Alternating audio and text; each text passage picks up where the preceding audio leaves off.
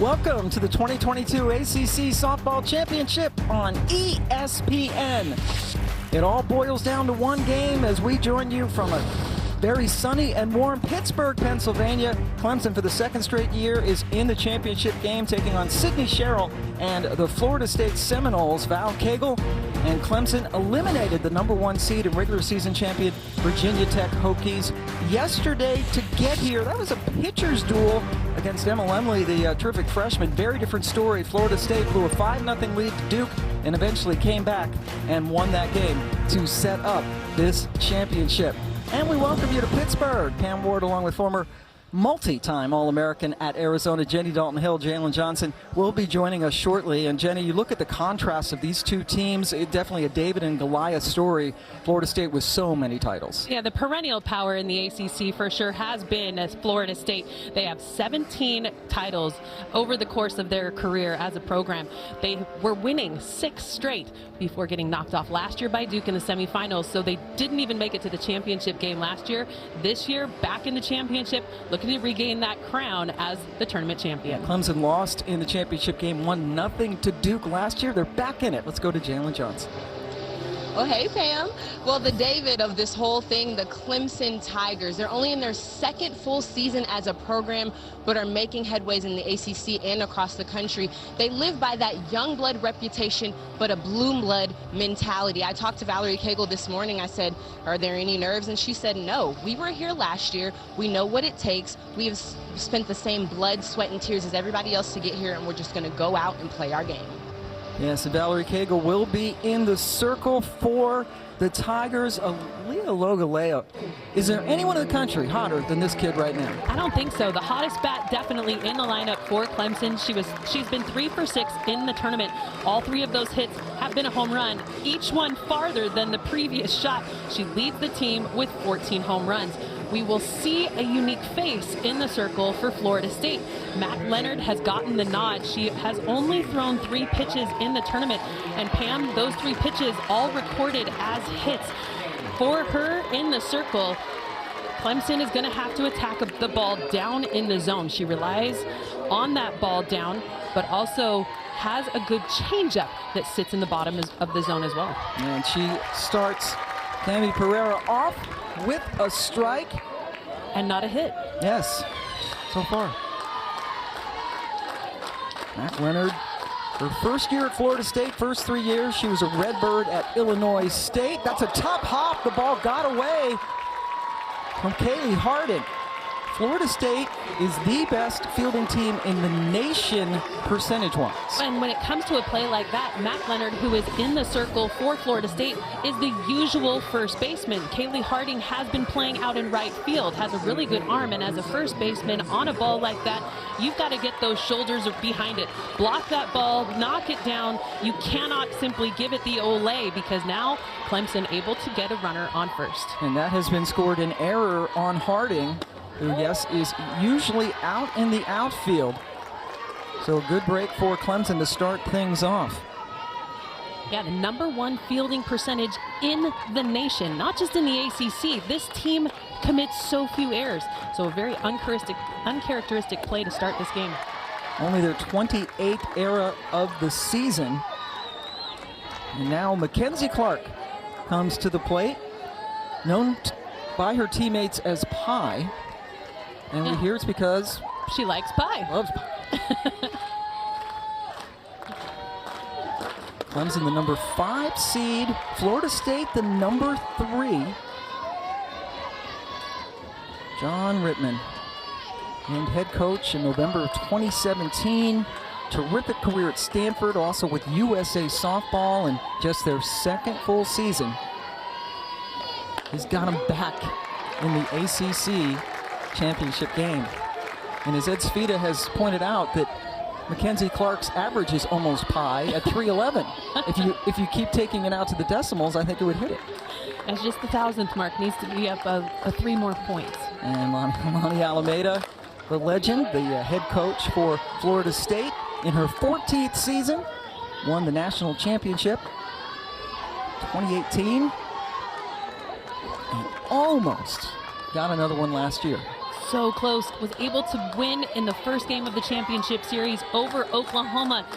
Just could not find a way to get another win. And when we talked to Coach Alameda about it, she said it was kind of sad because we couldn't even celebrate at the end of the championship series. Yes, we lost, but what a great statement for our program to make it back to that championship series. And because of COVID protocols, had to just go get back on the bus. So they're able to hold up, runs the count full.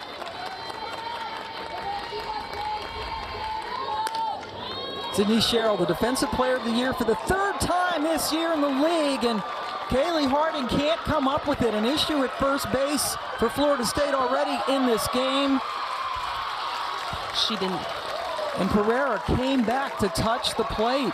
Yeah, that was one of those things. She slid very late over home plate, and the home plate umpire was right on it. He saw that she had not touched home plate. So that was a situation where defense wins ball games. We've seen Sydney Sherrill so far off of the line, but able to come back and get that one. Another miscue at first base by Kalei Harding. Misplayed. Because of that, you got speed going in. She picks it up right away. Pereira able to score, touches third. And then the slide, she slides late and over the plate. Love that she comes back to touch it just to make sure. But for the team that is the best fielding team in the nation, we're seeing miscues over at first base. I think she gets home on this. I think the slide leg definitely slides on top of the plate, but I was expecting that slide to start a whole lot earlier, but some crazy happenings at the beginning of this one. Definitely not what you would expect by Florida State early in the game. Catherine Sandercock in the dugout. That is the ace of this staff.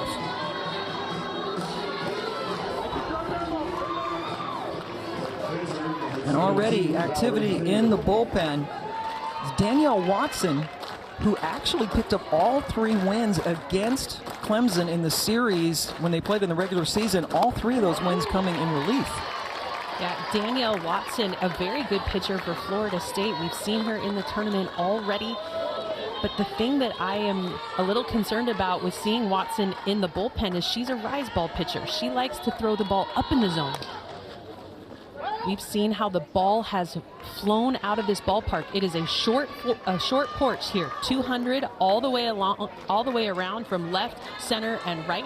It is a tall wall. However, we've seen a ton of home runs fly out of this ballpark, and it's been the rise ball pitcher that has been susceptible. Mallory Cagle, who will be the starting pitcher, down 0-2. It's going back to that last play. Mackenzie Clark has been credited with a single, and then the second error on the first baseman, Harding, allowed Pereira to score. So an unearned run has gotten Clemson on top, 1-0 here. This is the championship game. Cagle waits on it. Sherrill grabbed it and was able to double off Clark. Again, Sydney Sherrill, 3-time Defensive Player of the Year in this league. And she plays so far off the line with these lefties up. She is challenging them to hit it down that third base line. A line drive right at Sherrill, heads up play across the diamond. Harding catches that one and doubles off Clemson. Yeah, much needed play for this Florida State defense, off to a shaky start. Marissa Gombarda, who was a Furman transfer, batting in the cleanup spot as the DP.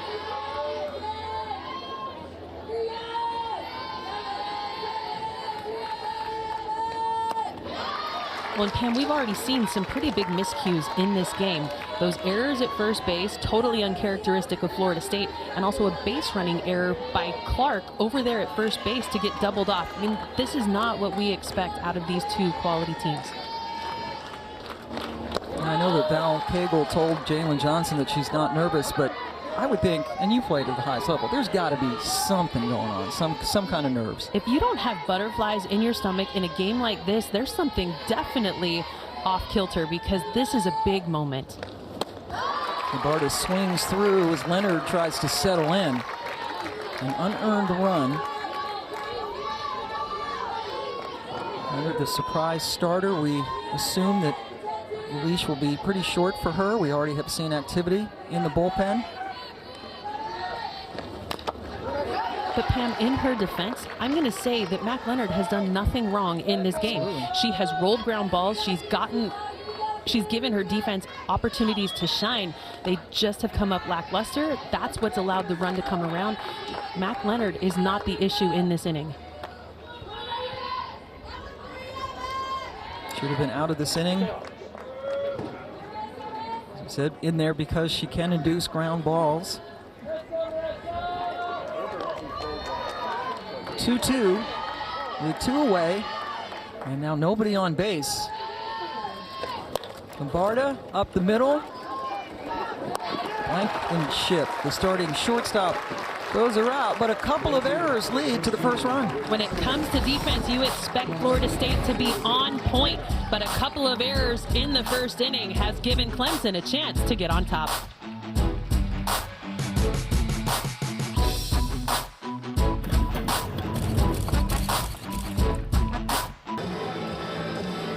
Clemson with an unearned run to take the lead in the first inning of the ACC Championship. Florida State coming to bat. One of the best offensive teams in the ACC, and Kalei Harding having a good series at the plate so far. Good tournament at the plate. No kidding. When it comes to the hot bat, we saw Logaleo 3 for 6, but Kalei Harding 3 for 6 as well. She's got 2 home runs over the scoreboard. She too has 14 home runs, but doesn't lead the team. That number belongs to Edenfield, who sits down lower in the lineup.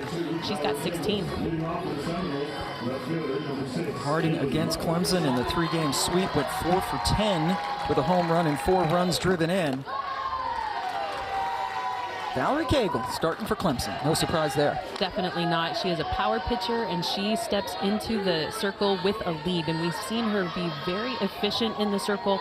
Not a lot of free passes in this one, but not a lot of strikeouts either. Loves to run her fastball down in the zone, but creates great vertical separation with an off-speed rise, so you'll see the ball up and down in the zone. Cagle last year really burst on the scene. The ACC Player of the Year and Freshman of the Year. That has never happened before, that one player got both of those honors in the same season in the ACC.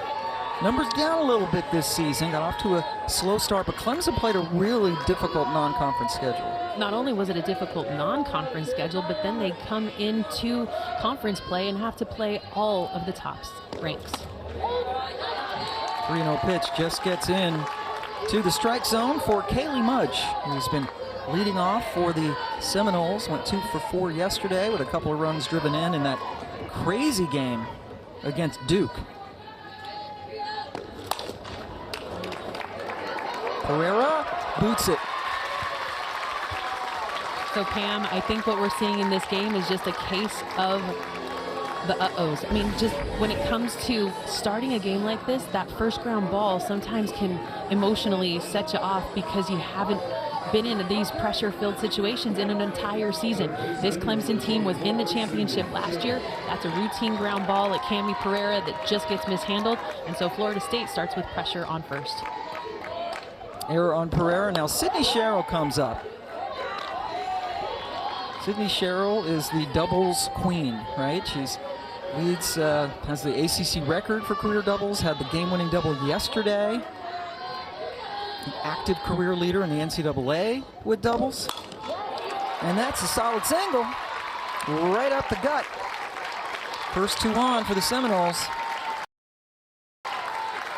Attacking early off of Valerie Cagle. They know that she likes to get ahead in the count, and because of that, she will fill the zone with more quality pitches to start an at-bat. If, as a hitter, you want to be successful, you have to hit early against Valerie Cagle. She has a very good off-speed rise and also a good changeup. She's going to need to start starting these at-bats with those off-speed pitches to be able to be more successful against aggressive hitters. And now Kalei Harding, who we highlighted in the lineup, a couple of home runs in this championship. Florida State beat Virginia 5-3 in the quarters, and then 8-6 over Duke in the semis to get here.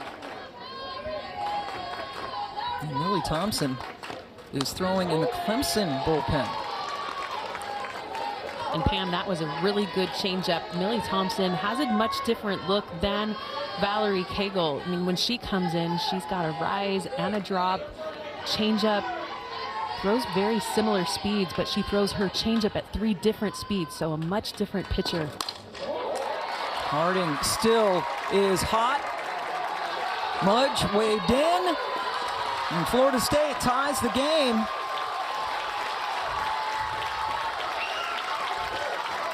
Back-to-back singles for the Noles. And solid base running keeps everybody safe on that one. That is a really quality at bat to come through with a pitch down in the zone, goes and gets it, drives it out to left. Sam Russ gets it in quickly, but when it comes back in, it's cut by Logaleo. I don't know that the throw had enough velocity to be able to make it a challenging play at the plate. So Logaleo's cut, I think, is a pretty good idea in that situation to try to double off Cheryl over at second. So we are tied at 1 apiece.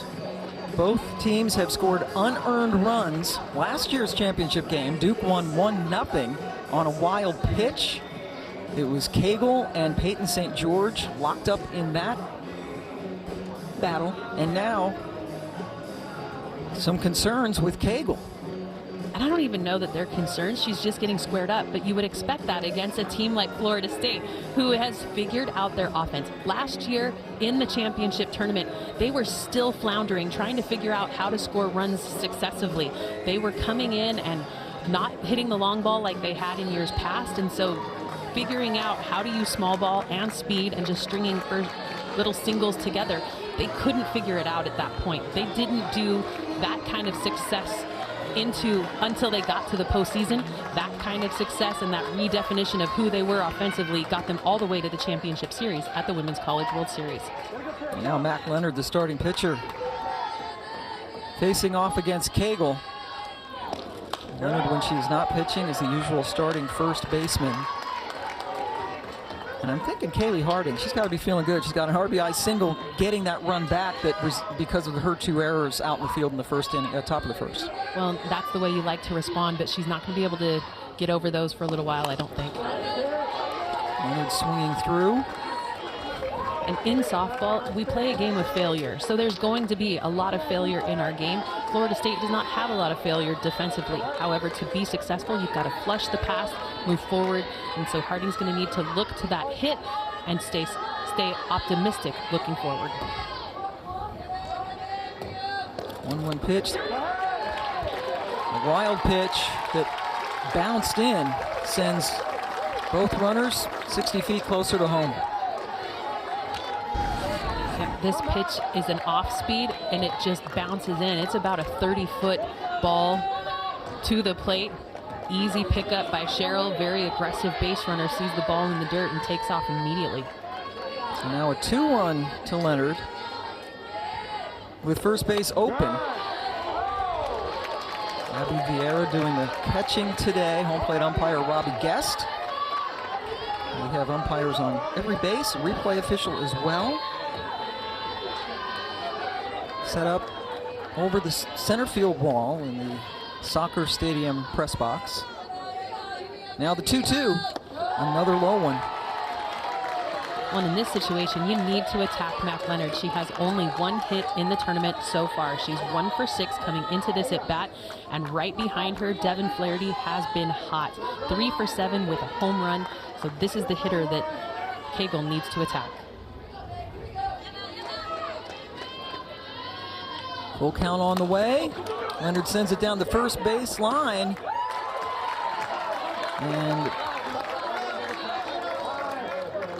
Bailey Taylor tagged Leonard.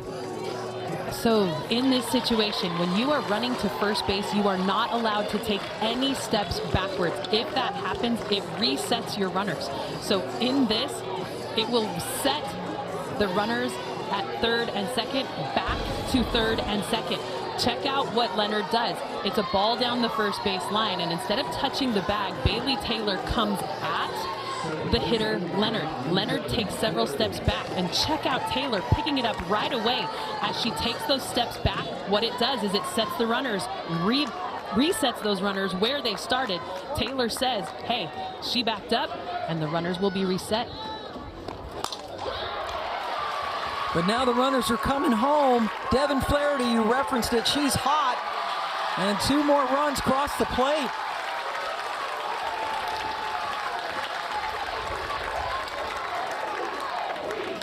And when it comes to being hot, Devin Flaherty is right there, sitting down here in the 5 spot in the lineup, takes the ball the other way, 2 RBI hit for her, out to Sam Russ in left.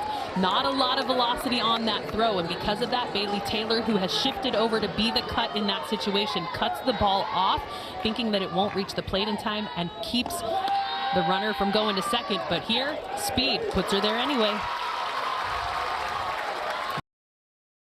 And Flaherty taking off on the first pitch to Kerr. And it's a good throw. Sets up the shortstop nicely. It's a little bit off and high and away, but Pereira lays down a nice tag. Flaherty too fast to get caught. Florida State being very aggressive on the base paths, at bat as well. Janai Kerr trying to keep it going for the Seminoles.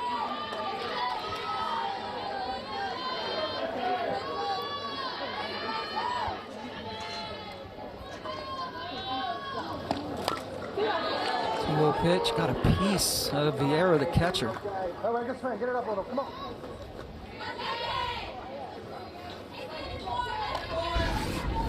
And Vieira is such an important piece to the puzzle for Clemson. Earlier in the year, she had a collision in the Virginia Tech series that kept her out of the lineup for a couple of weeks as she came back, a leg injury that prevented her from being back behind the dish. But such an important piece when you've got pitchers trying to throw the ball down in the zone to rely on a catcher that can be a wall back behind the plate.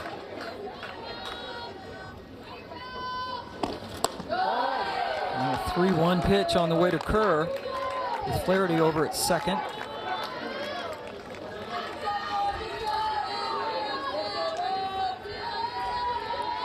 Flaherty by far has the most stolen bases for Florida State, now 24 on the season. Kegel's struggles continue. This is a really good pitch. I mean, this is a competitive pitch, especially in that count. It's a drop ball that's up in the zone. I like that height. I don't know if it missed on the inside. To me, that's the only place that pitch could have missed to allow for that walk. Yeah, it looked like it was just a bit inside. And Thompson had been warming earlier, now back in the Clemson dugout. Michaela Edenfield, who was the catcher for Florida State. Second team all ACC this year. The sky's the limit for her. All around talented player as Vieira goes out to chat with Kegel. And this is just a chance to make sure that they attack Edenfield correctly. Edenfield is the power hitter on this team. She leads in home run, has 16 on the season, but her ACC average, her average playing ACC only teams is 100 points lower. So she has struggled in ACC play, but definitely has put power into the bat. Has 2 hits in the tournament. You see she was tied atop the ACC lead with Jamison Cable, the terrific shortstop for Duke. Top 4 teams in this conference with great seasons. Virginia Tech, Duke, Florida State, and Clemson.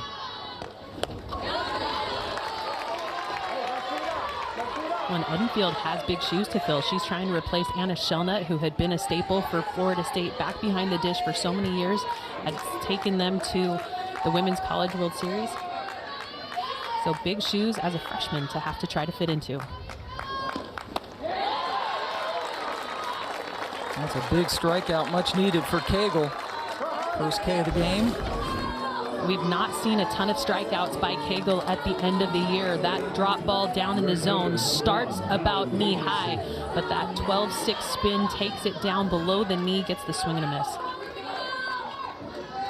Here's Hallie Waycaser, who's getting the start today out in right field where Harding usually plays.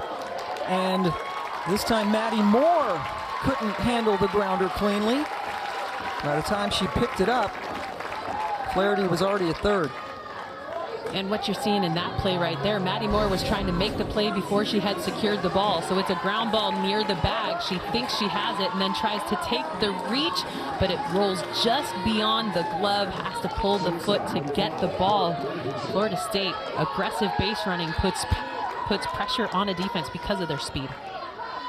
Waycays are pouncing on that first pitch, and now all 9 Seminole batters have come to the plate here in the first inning.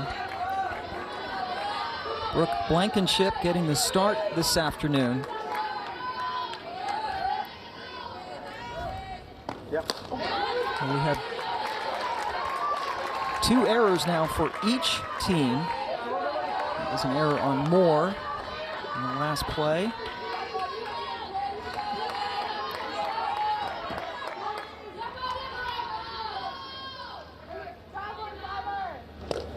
Bases are loaded, but it's hit right to Logaleo. Goes the short way. Ooh, that was a little nervy as well, wasn't it? As Pereira was able to hang on and get the final out. Florida State leaves them loaded, but they got 3 runs. Big inning started with another defensive miscue in this ball game. Florida State responds well, gives themselves a 2-run lead.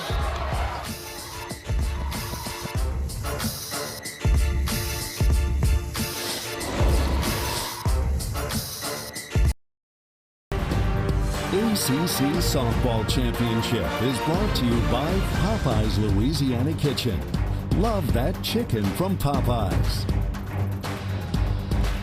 Welcome back, Leah Logaleo and Sydney Sherrill, 2 of the heroes that have put these teams into the title game at the ACC Championship. A little bit of a difference, just a touch, right, between these 2 programs? And not in terms of quality of program, but just in terms of longevity. When you look at Florida State, they've been a program since 1978. Right now, Clemson looking at their 2.5-year-old program because they did start in that 2020 abbreviated season. It's really incredible. 2nd full season for the Tigers, 2nd ACC Championship title game. They've been to more ACC Championship title games in the last 2 years than Florida State, as they did not make it last year. Jalen down on the field. Guys, as the team came back in on Clemson's side into that dugout, their head coach John Rittman brought them all together and he said, okay, flush that inning away. There's nothing we can do about anything that just happened. Swing at good pitches, and you have to fight. We knew this was going to be a long game today. I love that, and that's the quality. That's the kind of quality coach you have in John Rittman. There's no need to push the panic button at this point. There's a lot of game to be played. Both of these teams look to come out with some nerves in the first inning, so now it's time to settle in and get back to work. Stanford head coach, a couple of World Series appearances, coached our own Jessica Mendoza, and a lot of other quality human beings and athletes who came through Palo Alto. Was given the keys to the car and has done very well. Well, and kudos to Clemson for starting the program the right way. They hired him on 3 years before he was needing to compete. Gave him a chance to find the right athletes, also gave him a beautiful stadium to play in. They have put this program together in the right way, in the right order, and put a quality head coach at the top. Abby Vieira leading things off for Clemson in the top of the 2nd inning. And the pitcher draws the walk, and now the hottest bat in the tournament coming to the plate. In Logaleo, she's hit, some pretty good home runs. The first one was pretty aight, but when it came to the second one, we were impressed. The third one, though, would have landed on the soccer field had it not hit the press box.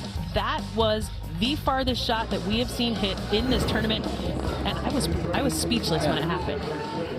Tremendous power, and Logaleo actually has been wearing out this field at Pittsburgh. There was a 3-game sweep, and she here is 7 for 13 this season with 5 home runs and 11 runs driven in. 2 games in this championship and 3 during the regular season against Pitt. Carly Shannon has come in to run for Vieira over at first base. I think it's an understatement to say that Aaliyah Logaleo likes the short porch at Pitt. It literally hit the press box. Yes. It knocked Way on the up there. area where the umpires are looking at the replays. Haddonfield, good job to keep that pitch in front of her. I remember shortly after it happened, I saw some guy come out to look to see what happened because he heard that clunk. Let's go over to Jalen again. Pam, I got to talk to Aaliyah's parents this morning, and I said, you guys must be so proud of her. And they said, yes, we are so proud. I said, do you still have nerves while you're in the stands? Are you the loud yelling parents? And they say, no, we let the other parents yell. We just try to stay calm. But Aaliyah told me that she has 2 older siblings that have been through college athletics. So she got the calm parents versus her siblings got the yelling parents. Yeah, age sometimes quiets you down a little bit, but I'm that parent too. I'm not the screamer yeller. I'm the quiet clapper that is excited for my kid when they do well and build them up when they don't. Galeo takes the 1-2 pitch into the right field corner, hits off the wall, and that is a long single for Galeo. It's almost a victory now, isn't it, that you keep the ball in the park when she's up? Okay, Pam, that's the first hit she's had in the tournament that's not a home run. That pitch off the bat, I thought had a chance to go out to the opposite field. High enough to get out. It's a tall wall because of the short distance out there to the corners. But there she says, Mom, Dad, let's go. Cheer. Yes, a very interesting ballpark here. 200 feet down the lines and also to dead center. And you mentioned the wall is taller than usual to try to compensate. But Galeo's home runs, it had nothing to do with the short walls, the short porch. No, she hit monster shots. They were no doubters off the bat, to the point that the one that came off of the press box in center field, she actually stood at home plate and watched for a little while because she was impressed. Yeah, I don't blame her. That's good stuff. A couple of bat flips earlier in the championship. Ronnie Alameda going out, talking to her entire infield.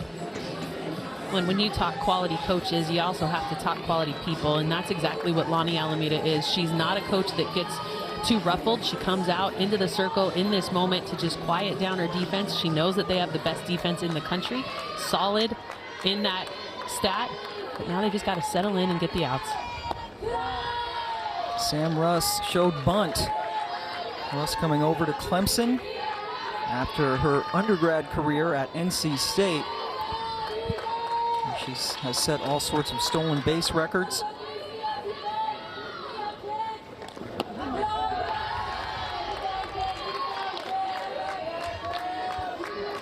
Russ just recently named Academic All-District. Very good student athlete. First one for Clemson in its 2.5 years of existence. And she's quickly ahead of Leonard, 2-0 with 2 on. One of the keys to defense is knowing who's up to the plate. Sam Russ, very fast, not known for power, and so the defense will set themselves inside the baseline. The corners will be ready to crash. Sydney Sherrill, very aggressive over there on the third base side. That will cause Brooke Blankenship to need to cover third base on any kind of short game. Hits it to Flaherty, gets the out. The other 2 runners advance. Now here comes Danielle Watson, who was the Tiger slayer in all 3 games in the regular season. Yeah, she's definitely got the number of Clemson, a true power pitcher that's going to step in, throw in great velocity, and give a different look in the circle to try to get them out of this inning. So Matt Leonard, surprise starter, at least for us, for Florida State, is out. As you take a look at her line, she goes over to first base. Gave up the run, pardon me, but it was not earned. A couple of errors in the first inning.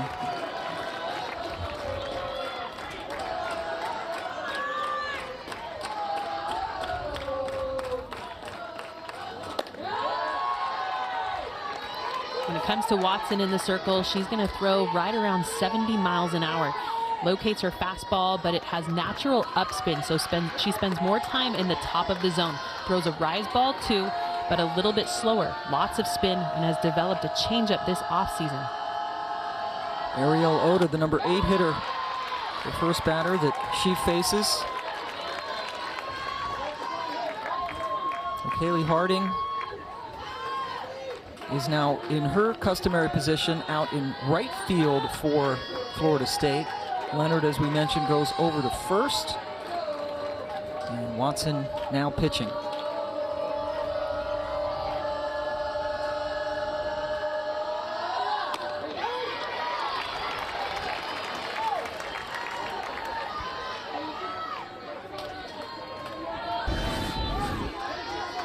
You know, Watson's going to bring that velocity.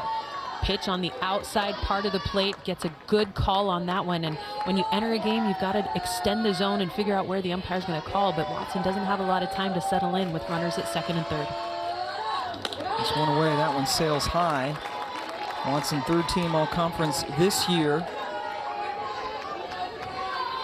Transferred over from Louisville. And she was the winning pitcher in Game 1 of the World Series last year against Oklahoma.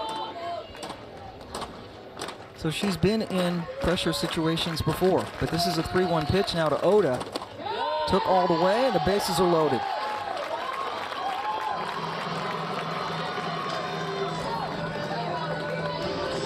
And the bases are loaded with just one away. Really humid day here in Pittsburgh. You see that Watson continues to go to her forehead to wipe her brow.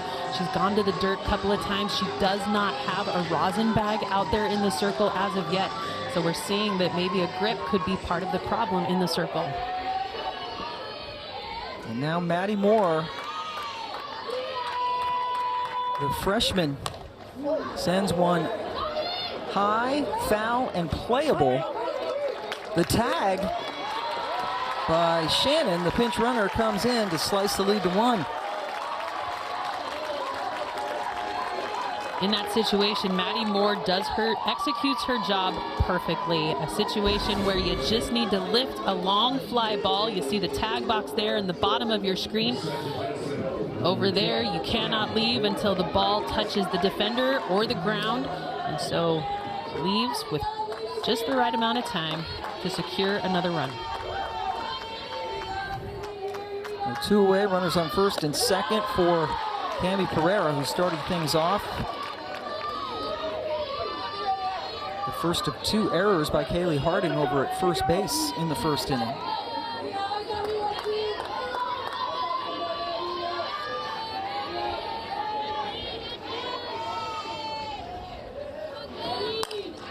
And 2 runs scored by Clemson, reached by an error. That was Pereira back in the first inning. And then the leadoff walk to Vieira, scored on that sac fly. Those free passes coming back to bite Florida State. It's still with a 3-2 lead.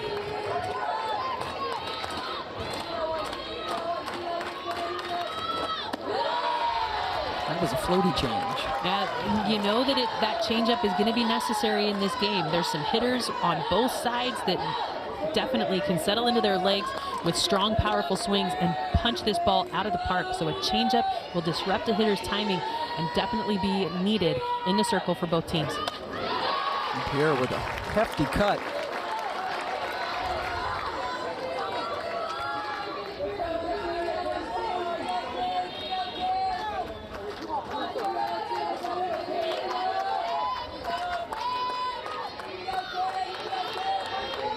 Two on the way from Watson.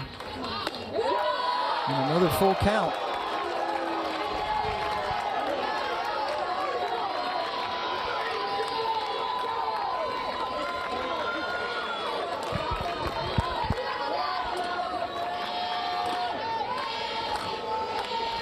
Runners will be taking off with the pitch.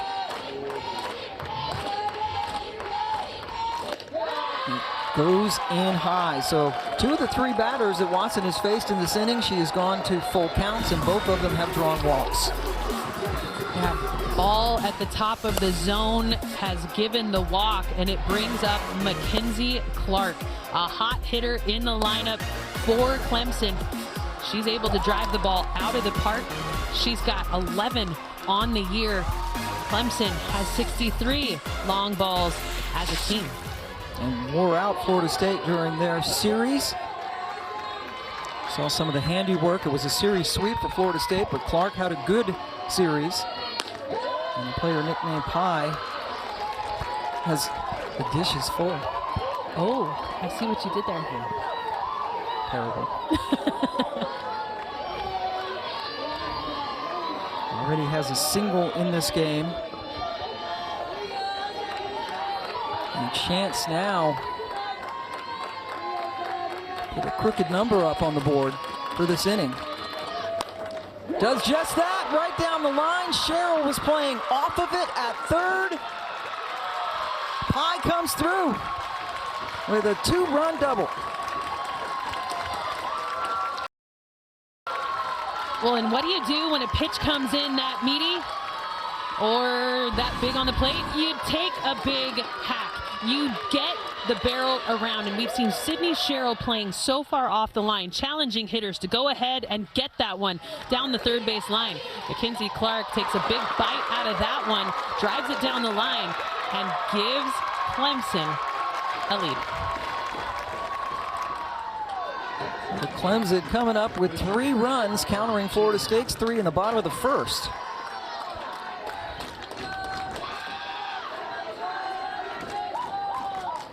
And it's not over yet because Val Cagle is in the box, but she's first pitch swinging, and what a running catch over there by Kalei Mudge.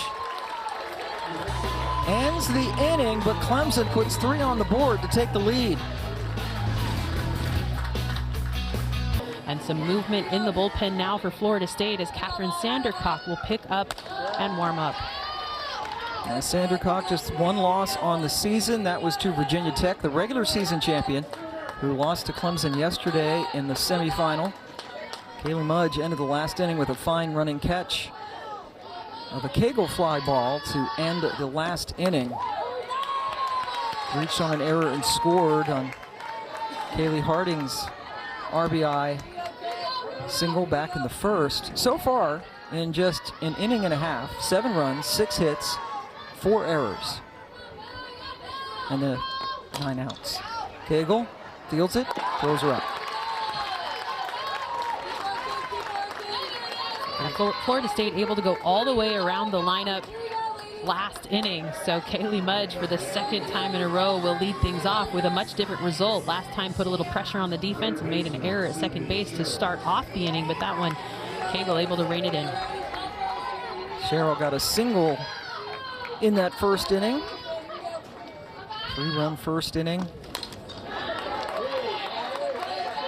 Each team committing 2 errors in the first inning. But what a career Cheryl has had in Tallahassee. For Moore, Oklahoma, which is on the way from Oklahoma City to Norman.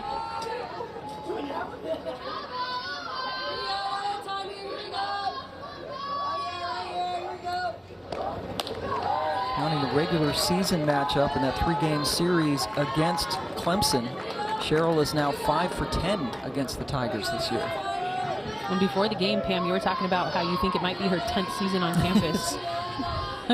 Credit to her. I mean, she's walked on campus, and not as a walk-on, but came to campus and starting since her freshman season. Of course, COVID year has given athletes an option to stick around, and she has just been tremendous. Not 1, not 2, but 3 Defensive Player of the Year awards in this league. Skies that one. Wow, she got well under that, and it still almost went all the way to the wall. Sam Russ had to shield her eyes from the sun. Yeah, that was a hefty pop-up that just continued to travel. I thought, you know, with Russ retreating and trying to get under that one, the sun became part of the conversation too. So shade in her eyes, sunglasses on. The sun has been difficult, and this time of day, it's right overhead. So the pop-up that skies high, that's the one that'll create some havoc. You see 78 degrees, just a slight breeze blowing from right field over to left. A very slight weather delay yesterday between the 2 semifinal games, and should I say it? Yes, you can. But we should be okay today, unless this game goes really, really long. Like 8 p.m. is when they believe that there will be showers moving into the Pittsburgh area. But Pittsburgh, I mean, the weather here has been unseasonably warm. Very nice for this ACC championship in western Pennsylvania. Perfect for softball, just a little bit of rain to calm down the dust. And got that second game in yesterday. Kalei Harding had an RBI single. Her first time up. Driving in a run. Valerie Cagle settling in after a very unsettling first inning. Threw a lot of pitches, had the 2 errors behind her.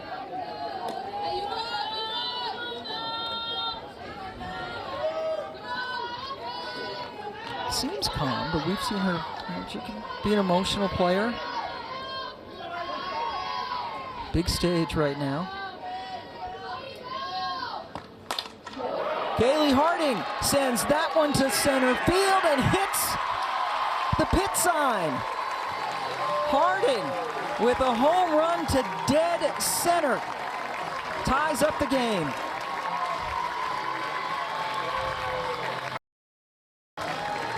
She says, I see you, Aaliyah Logaleo, on the other side with your 3 home runs in the tournament. I may only have 2, but watch this one fly. A no-doubter over the center field wall, left above the knee. Perfect pitch to attack. Sets on playing early, gets back in her legs. Nice short low, drives it deep. Like you said, Pam, right off the pit sign underneath that press box in center field. That was a 3-1 pitch that went quite a ways. Mac Leonard with the comebacker to end the inning. But Kalei Harding, her 3rd home run of the championship.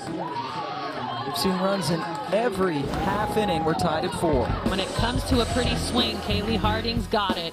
Nice, pretty swing, punches it out, and we're all tied up.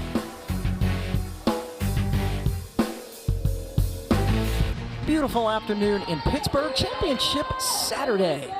Tickets already being punched. Gombarda over to Blankenship for the first out. 1 pitch from Watson, who is the 2nd pitcher of the game for Florida State. Let's go down to Jalen Johnson. Guys, I know we've seen some miscues on defense from Florida State, but when I talked to Michaela Edenfield earlier this week, she said defense was something that they pride themselves on, and it's not just people that play defense. It's everybody on the entire roster. Everybody wants to know the sets, everybody wants to know the plays, and everybody's locked in on where people need to be so they can be successful. Well, Jalen, that's exactly right. When it comes to being a successful defense, you can't have those role players in the dugout off the script. Everyone has to be ready in every situation because injury can pull somebody out. And in the dugout, you've got to be ready to go. Vieira pops this one up. Blankenship grabs it for the 2nd out. Seminole defense. You're not the best defensive team in the country without practice. Definitely, and we've seen some different shortstops this year. Josie Muffley plays short, as well as Brooke Blankenship, who gets the start today. And here's Aaliyah Logaleo. Singled and scored in the 3-run 2nd inning for Clemson. Her first hit that was not airmailed out of the park. It was high. It just didn't have the distance. It hit off that right field wall. Huge hit. Looked like they were going to be able to extend the inning.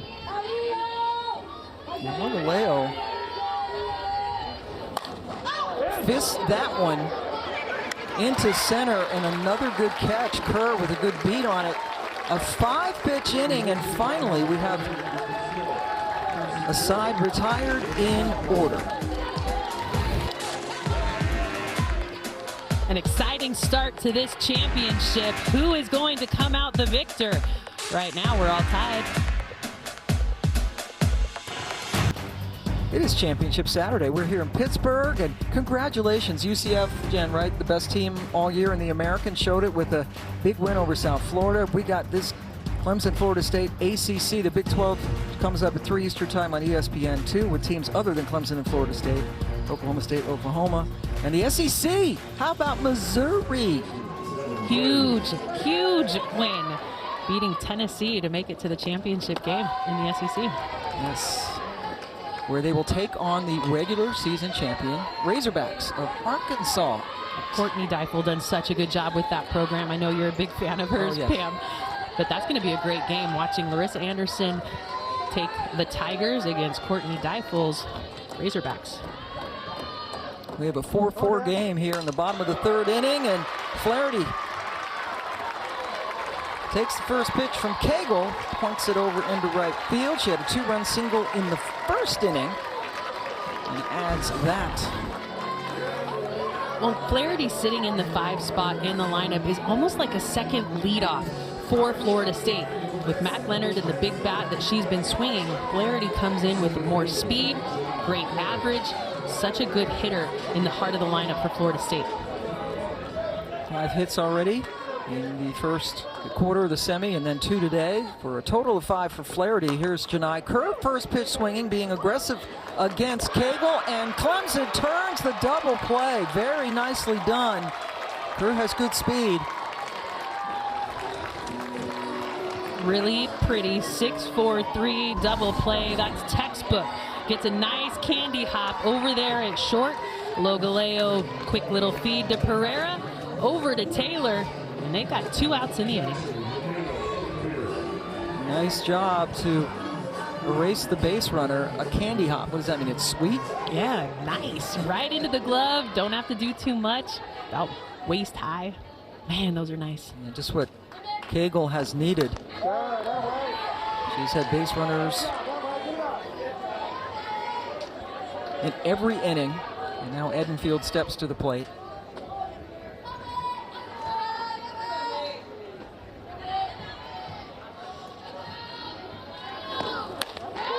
Edenfield leading her team in multi-hit games this year.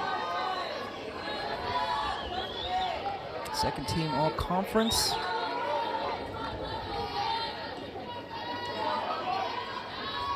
Best home run hitter. Yep.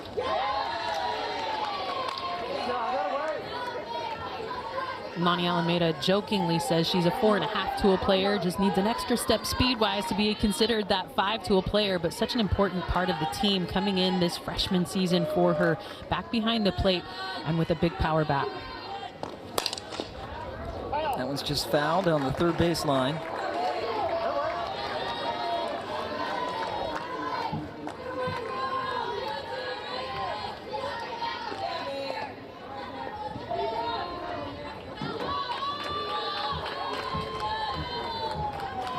Edenfield called a very special player by Lonnie Alameda, who's had quite a few of them come through Tallahassee.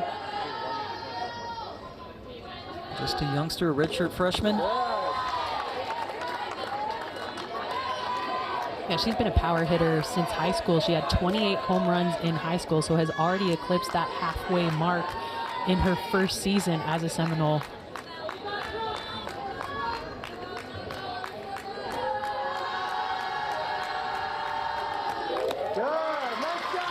Draws the walk. Down in the zone, they know that if they elevate the ball against Edenfield, she has the potential to hit it out of the park. All the pitches that she was seeing were down below the knee. Great discipline, puts her on. Second walk surrendered by Cagle. Number 8 hitter Hallie Wakehaser reached on an error. That one's gobbled up by Logaleo. Nice job by the infield defense in that inning. For Clemson, we will talk to their head coach, John Rittman, when we come back to Pittsburgh. Welcome back to the ACC Championship. We're all tied up here at 4. I'm here with head coach John Rittman. Coach, at the end of that first inning, you brought your team together. You said, we need to fight. We got to get that out of our mind. How have you seen them respond? They've responded really nicely. You know, obviously, I guess nerves first inning for both teams. Both teams a little sloppy. Valerie overthrowing a little bit. Of course, we didn't play clean behind her defensively. Hey, two really good teams going at it today. I just told them, hey, we got to flush that first inning. You got to keep throwing punches. You know, that's the biggest thing today. And that's why these two teams are in the championships, because they fight and they don't quit, and you're going to see that all game long from us. You were just talking to Valerie before you came up and spoke with me. What's the strategy that you're telling her now she's twice through the lineup? Yeah, I think the biggest thing is just to get her settled in. She doesn't have rhythm right now, and she's behind a lot of hitters. It's just attack the strike zone, trust your defense, and just try to get in a little rhythm. You know, it's a long ball game, and she's very capable, so we'll see what's up. All right, good luck, Coach. Thank you. Thank you, Jalen. John Rittman bringing his team to the championship game for the second straight year and the second full season. And we mentioned that they were swept by Florida State, but that's the first time they had played, which is huge. Did not play each other last year or in the COVID-shortened season. And there were he said they made critical mistakes at critical times, thought they were in every ball game, did lose the last one 6-0, but he liked the fight. And he said the process now just to try to win innings. Well, they lost the first inning, won the second inning, and now Sam Russ, who is not known for her power, powers one over the wall. Huge home run for Sam Russ. She's got the chain waiting for her at the plate. Third home run of the season. And you mentioned it, Pam. Sam not known for her power. She's known for her wheels. She's a perfect 25 for 25 in stolen bases. But this one, that one's jacked. A huge home run out there to right center. A no-doubter. And now Clemson on top. Coach Rittman, that might be the most excited you've seen him in a game. He's so even keel, and you can tell when he's talking to Jalen. That's kind of the way he is all the time. Nice calming influence, terrific softball coach, and his team has bounced back on top thanks to Russ. And for Danielle Watson, who relieved starter Mac Leonard after just an inning and a third. A home run chain around Russ's neck, who, yes, is known for being a terrific player, great at stealing bases. Edenfield, that is a really good play. So good behind the dish to pop out of her legs and get that one. Not only did she get it quickly, but she called off the other fielders to give her space, give her a wide berth to be able to get this one. Gets Watson out of the way. Huge throw down the line. That is a fabulous play by Edenfield behind the dish. Ariel Oda thrown out. It's the second team All-ACC for Edenfield as Lonnie Alameda comes into the circle.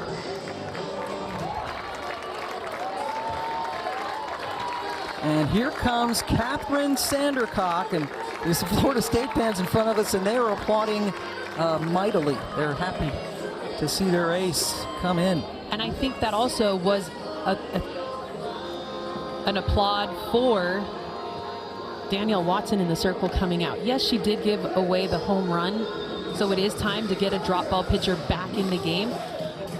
Watson was able to come in and settle things down in that crazy second inning. Stanley Cup playoffs continue with 2 Game 7s today on ESPN and the app. The Bruins are in Carolina at 4:30 Eastern time on ESPN. And then in Edmonton, it's the Kings and Connor McDavid and the Oilers tonight at 10 Eastern time. A few things more exciting than Game 7s in the Stanley Cup playoffs. We got something more exciting here, right? I think this is going to be the highlight of my day. That'll be a great game, don't get me wrong. However, when you're talking championship softball, this is my favorite. Catherine Sandercock enters this game replacing Danielle Watson, and Sandercock has been exceptional this week as she's come in every game of the tournament. We'll see a different look by Catherine Sandercock in the circle, a dominant drop ball. She's worked really hard to develop a rise ball, though, to extend and complement that drop ball. She's improved her confidence with her changeup, so expect to see that in any count. But more than anything, a ball down in the zone will be able to stay in the park. And when this park is this short, you want to give your defense a chance to play. And when the ball is leaving it like it has this weekend,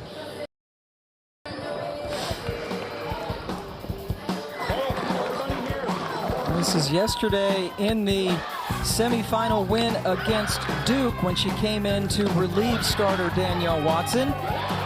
Got the job done in a crazy game. Florida State blew a 5-0 lead and then had to come back again to win that game, coming up with 3 runs in the 6th inning. Sandercock eventually shutting down the Dukies to get here, and what a career it has been. Yeah, just 1 loss on the season. That win yesterday, because it was brought back even while she was in the game, got her 28th win. In her career, 71 games over 500.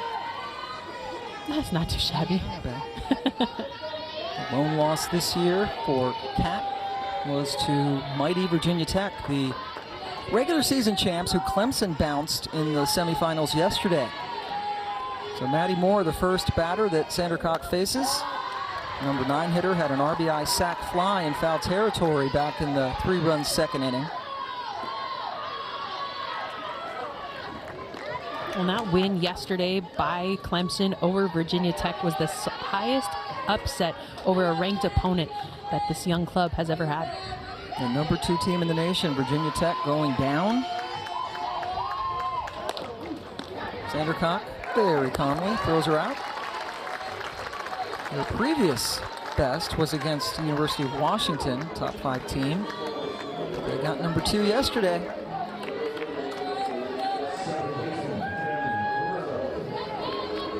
Now back to the top of the order, and Cami Pereira up for the 3rd time has reached on an error and has walked as Watson looks on.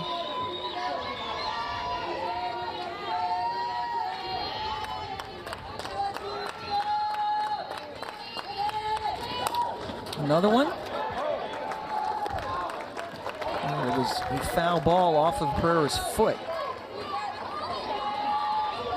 Yeah, that was picked up quickly by the home plate umpire, Robbie Guest. See that one right off the bat, off that front toe. It changed its course a little bit. That was the cue. It's something that happened in the box. So now the 0-1 on the way to Pereira.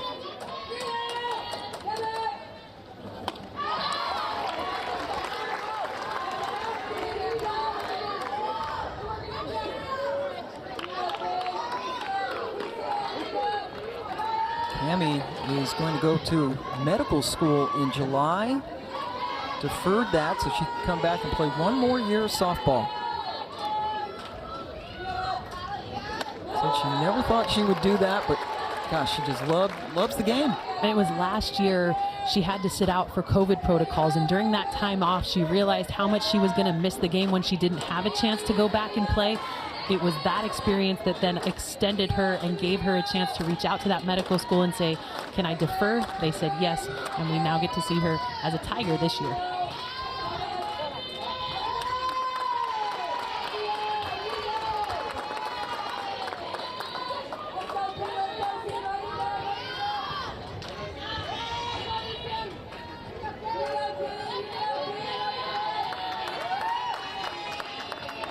Now the 1-2 pitch to Pereira.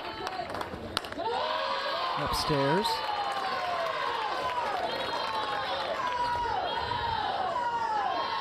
Pereira part of the inaugural class for John Rittman when he started this program. Go out with a bang, certainly. You see these ACC schools, these teams make some noise in the NCAA tournament this year. Pereira goes down swinging. Edenfield makes it official. That's a nice job by Sandercock when she came in. A home run by Sam Russ gives Clemson the lead. Lonnie Alameda speaking with Jalen when we come back. Big home run that inning by Sam Russ. Clemson gets a big hit from an unexpected Tiger.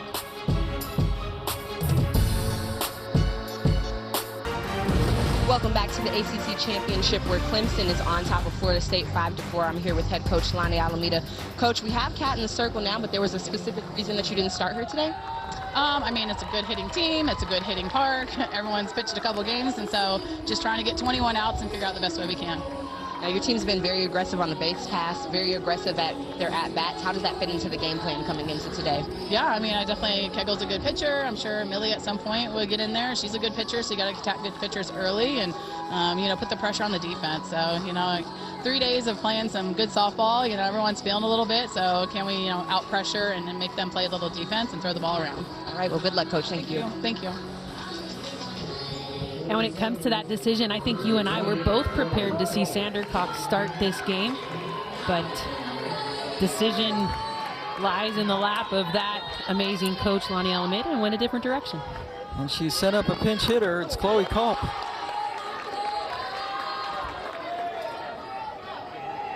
This is interesting, too.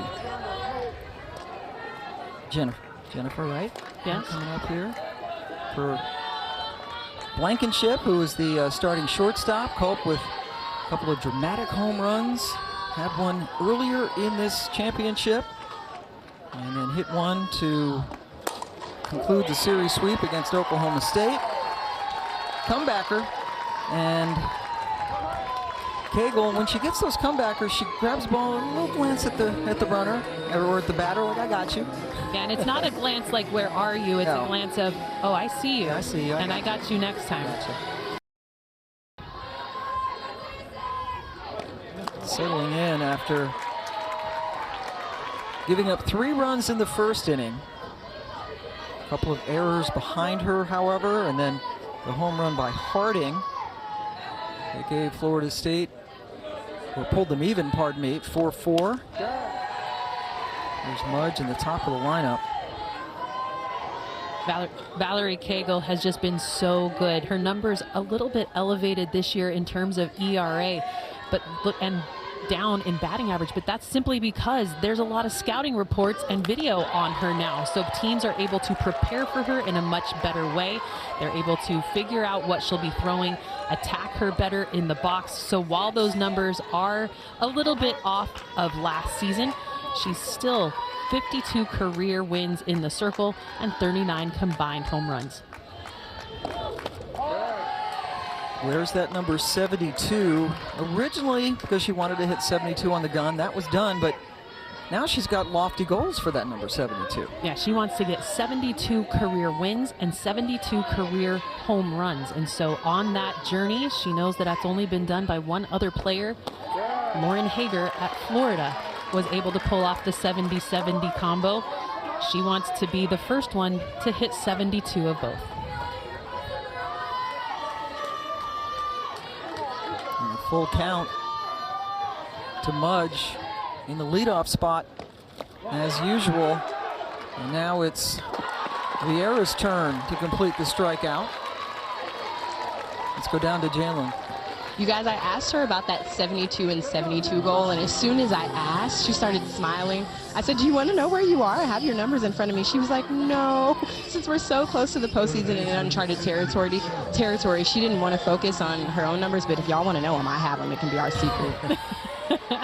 Yeah, when it comes to those numbers, you play a team sport, and you don't want to get in your head trying to hit individual accolades. So I like that fact that she doesn't want to worry about it until her career is over. But you know she's going to take a peek once the season's over. They talk about getting into postseason mode, right? Just kind of lock in. Sydney Sherrill singled and scored in the 3-run first inning. Had the game-winning double and the come-from-behind win against Duke yesterday in the semifinal.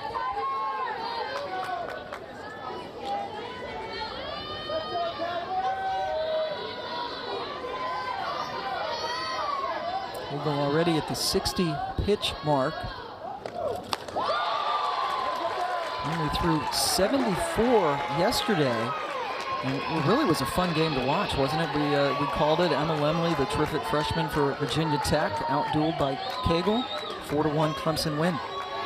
Yeah, Clemson attacked early and was able to get on the board, keep that lead. We mentioned it already, the highest ranked win of their young career. They're toddlers. 2.5 years old. They should be potty training right now.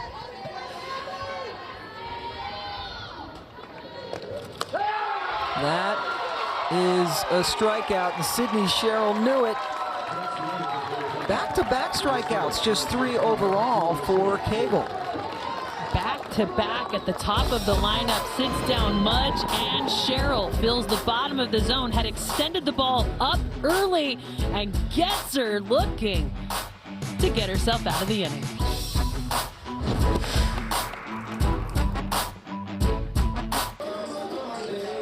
Welcome back to Pittsburgh, where Clemson has a 1-run lead over Florida State in the ACC Championship game.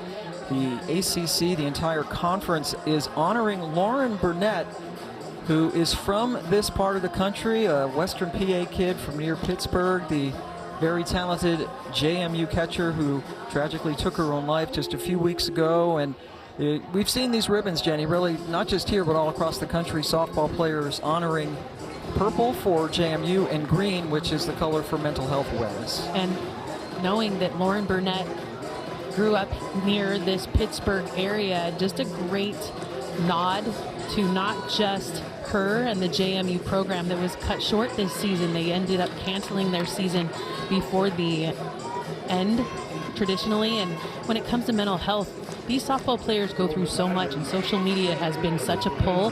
And when it comes to being okay upstairs, you've got to be able to perform in a game of failure. You need to make sure that you have resources, and many of these schools have positions in place and authorities in place to give them the help that they need. But just like when you're sick, you go to the doctor to get medicine to make it better. When you are having a struggle mentally, you've got to come through with people you can talk to make it better.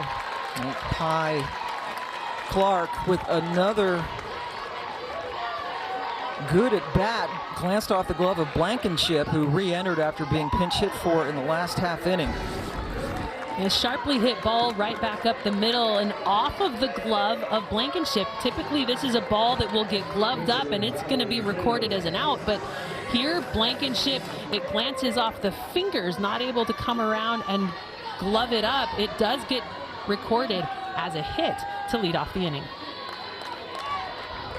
And now Val Cagle up.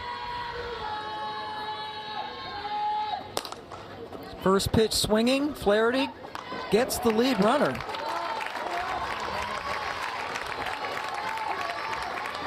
Just so much glove confidence on for these Seminoles. A ball hit to the second baseman where the runner can almost get in front of it. Not a lot of time, but Flaherty so good with her footwork, able to open up the shoulder and give a nice little flip over to second base at Blankenship to get the lead runner. Yep, best fielding percentage in the country, as you see. Sophomore. Good move, right? You get Cagle off her feet. Well, and when we see the amount of athletes that sit on the bench, why not go in there and use some more tools in your tool belt to be more successful on the bases, knowing that Cagle, not only is she your starting pitcher, you want to save her legs, but put some more speed on the bases. The last four hitters for Clemson have all swung at the first pitch of Sandercock, who came in the last inning. She'll relieve Danielle Watson, who relieves starter Mac Leonard. So working on Cagle's very valuable right arm right now in the dugout. Now you need that arm through the postseason, so they'll take care of it and make sure that it's ready to go. Lombarda behind 0-2 now.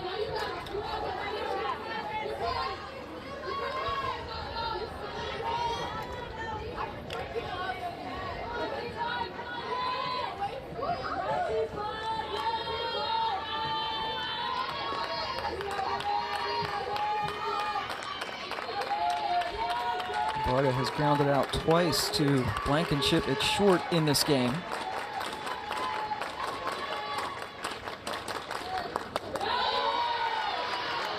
Ooh, Edenfield almost pulled the trigger, didn't she?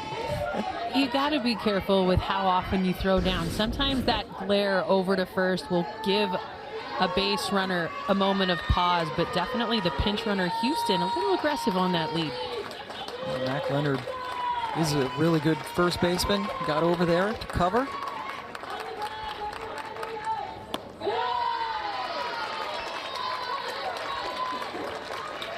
And the count goes to 2-2.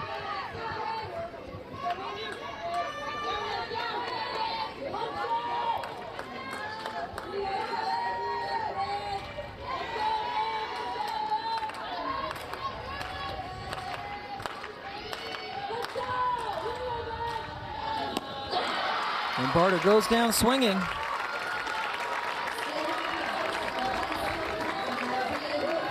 NCAA Softball Championship 64-team field will be announced tomorrow night. Our all-ACC crew will have a complete breakdown of every ACC team in the field and a complete wrap-up of the sports weekend. Coverage starts at 8 Eastern tomorrow night over on the ACC Network and the ESPN app. We're thinking 7 teams in from this conference? I think they have a great shot. The highest RPI number is Louisville, sitting at 39 right now. Great job. Houston takes off and is safe.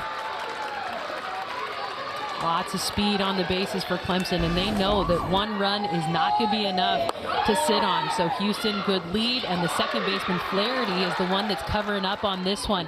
She gets a good short hop pick, turns around on the tag, but just not in time. Too much speed. Abby Vieira up now for Clemson with a runner in scoring position. And 2 away.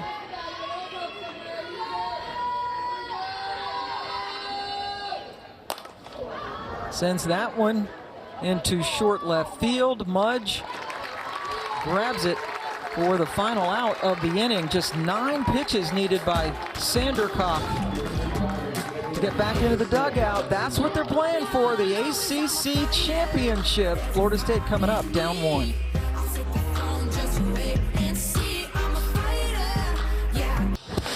If you like the home run, you definitely need to have been tuned in to the ACC Championship. We had another one, Kalei Harding, who will lead off this inning. Huge home run in the second inning. We've got a ball game here out of 2 teams trying to win an ACC Championship. And the game summary got off to a kind of a kooky, wild start, didn't it, Jenny? Yes, it did. A couple of errors per team in their respective first innings. See the numbers since the first 2 innings. Cagle has settled down very nicely for the Tigers. Sam Russ with somewhat of a surprising home run for usually just not just, but a very good softball player, a speedster. And she put him on top. And now the Seminoles batting in the bottom of the 5th inning. First 3 batters scored today for Florida State. Since then, the only run has come courtesy of Kalei Harding's home run. When we talked to Coach Rittman, he mentioned how Cagle was falling behind. When it comes to first pitch strikes, they're not a first pitch strike again. So just 9 for 21 on that first offering.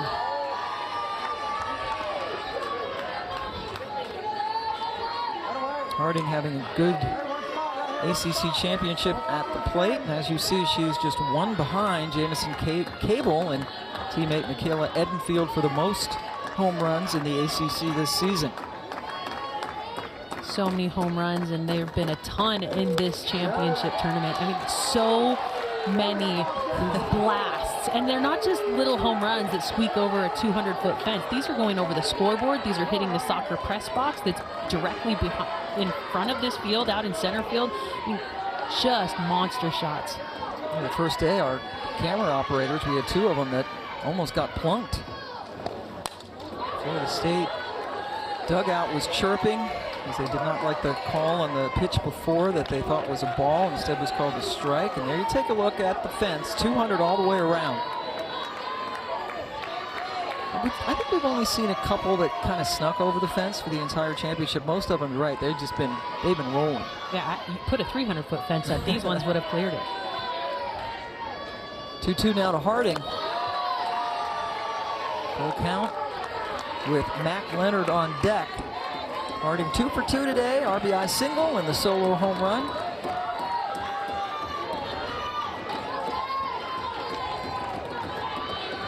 Rough couple of innings for Cagle pitch count wise.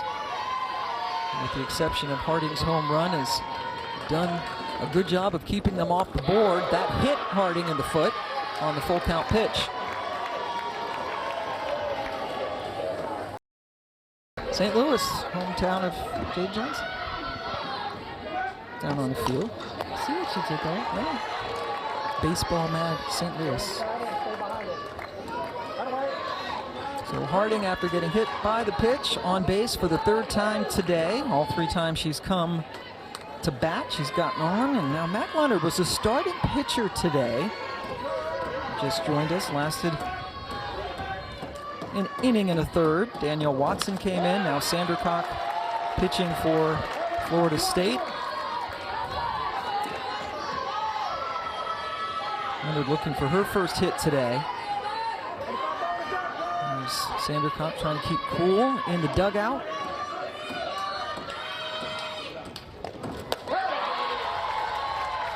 Strikeout for Cagle. And she took a little something off that pitch. It is down in the zone, but it's on the outside corner. Nice swing and miss. Her 4th strikeout coming out of the circle. 3 of them within the last 4 batters. Yeah, that's unusual for her. Not a big strikeout pitcher. But it's been working at the top of the lineup here. Now Devin Flaherty, first pitch swinging. Logaleo just had to take a couple of steps.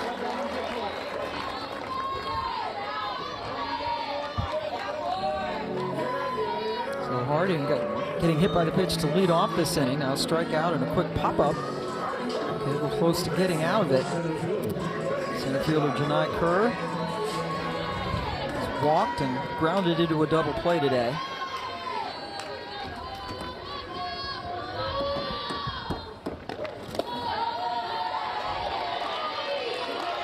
Well, over there at first base, you've got some speed. Kalei Harding has 8 stolen bases on the year. While she has been swinging a really heavy bat lately, hitting the long ball, there's some speed that can advance. One spot, one spin, come on.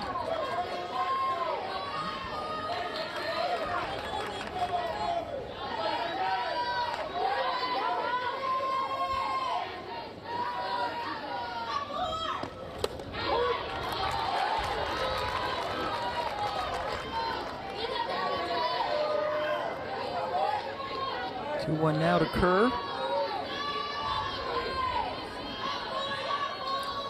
Last year, just 4 games before she tore her ACL. Coming back for a full season. Harding takes off. The throw is not in time.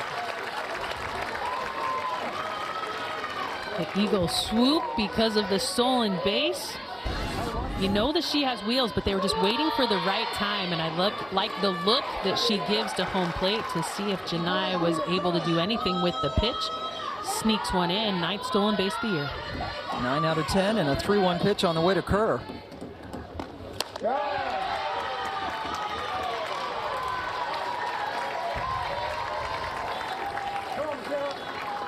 There's the 3rd walk surrendered by Valerie Cagle. And now Michaela Edenfield, the most prolific home run hitter on this Florida State squad, steps in with 2 outs.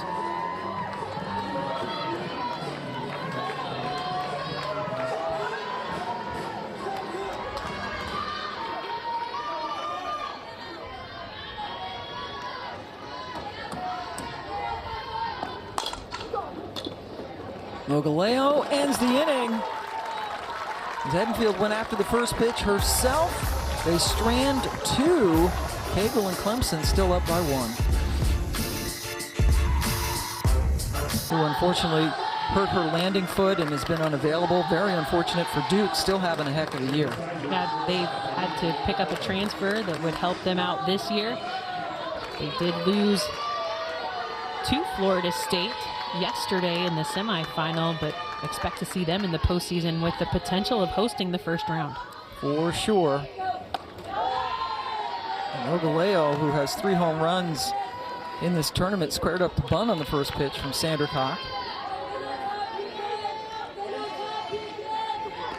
3rd Seminole pitcher being used today by Lonnie Alameda, basically saying all hands on deck for this one.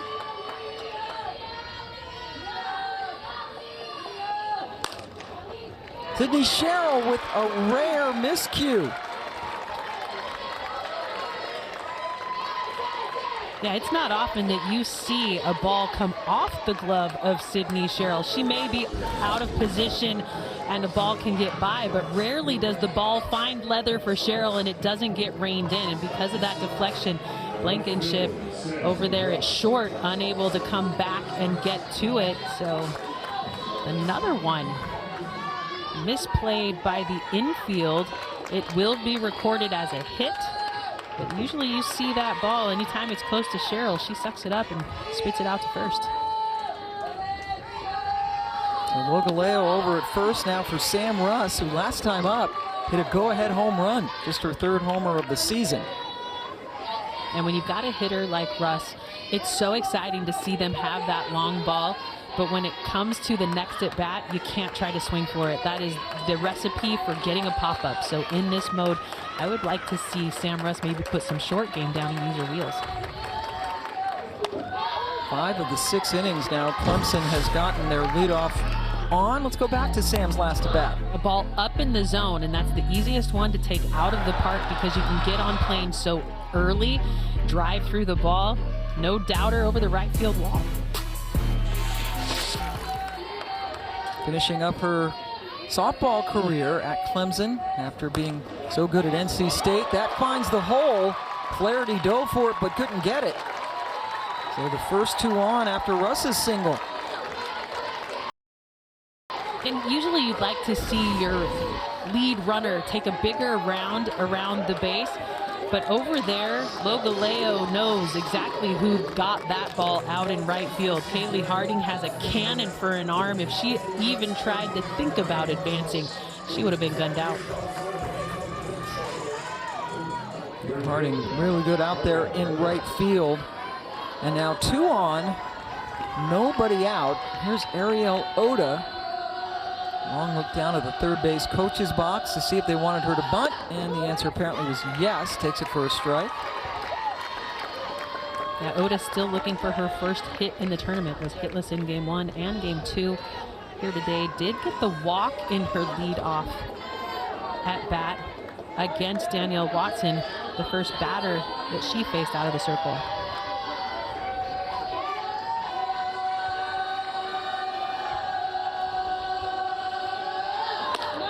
Sydney Sherrill playing well in at 3rd base. In case Oda bunts. If you remember in her last at bat, it was that beautiful drag bunt that Michaela Enfield had to pop out from behind the plate to grab. Right now, with Sherrill so close down the line at 3rd, I would expect to see her use short game down the first base line because Mac Leonard is a little bit further back.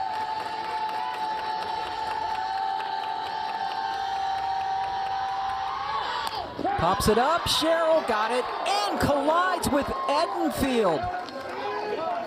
And Edenfield popped her mask off, and she said to Sherrill, "Are you all right?" And that's one of those plays that just happens so quickly that you're both gonna dive. And with Sherrill so far in, she is right on top of Edenfield on that pop-up. It was a scary collision, but Edenfield keeps the mask on, and that's what saves this from being a pretty devastating play. Sherrill takes the mask to the thigh, but she seems okay down the line.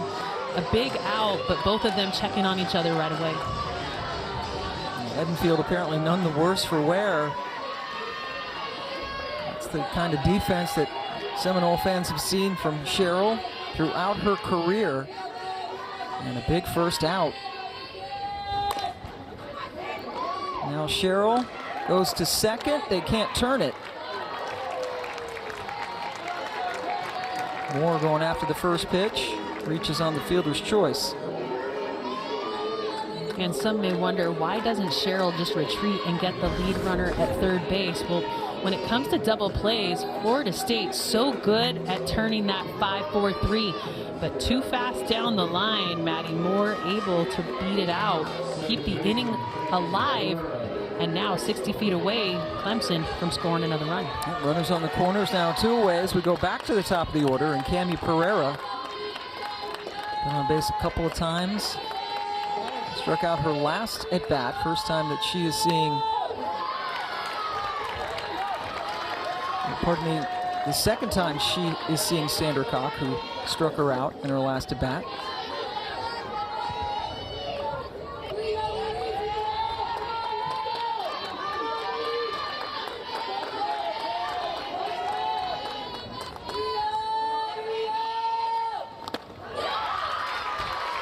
That's just a dirty pitch. A ball that drops that hard off the table underneath a hitter's hands. That used to be the one pitch that I would say, just don't throw me that. Throw me the changeup, throw me the rise ball. I'll strike out on that one gladly, but that pitch down and in, you just can't get to it and keep it fair. Now the 0-2.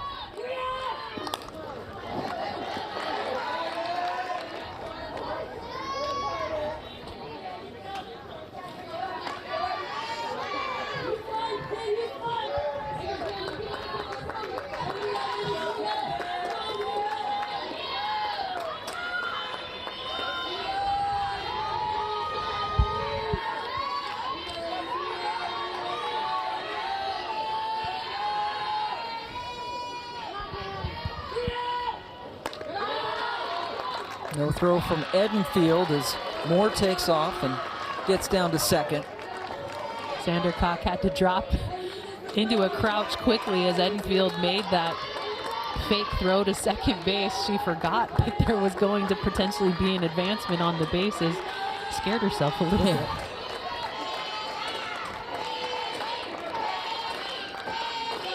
So Logaleo at third, Moore at second.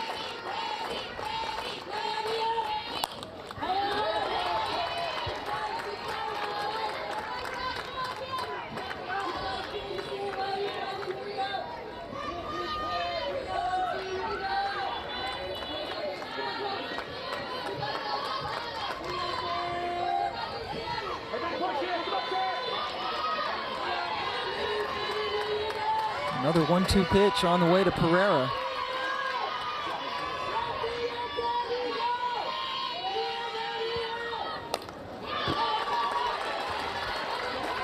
A good battle by Pereira to be able to keep this one alive. Whenever you fall 1-2 against Sandercock, you've got to be aware of that pitch down in the zone, but she's also worked to establish that rise ball up in the zone. This is a pretty pivotal moment for the Seminoles, recognizing that Michaela Edenfield back behind the dish, just a freshman, but calls time to bring everybody together and make sure that they're on the same page. Yeah, this is a huge run, an insurance run, just a run-one ball game. Florida State has been shut down, not scored since the second inning. And certainly more than capable. They had a come-from-behind win yesterday in the semifinal against Duke after they blew a 5-0 lead. It was Sydney Sherrill with the game-winning double. This is definitely a big moment.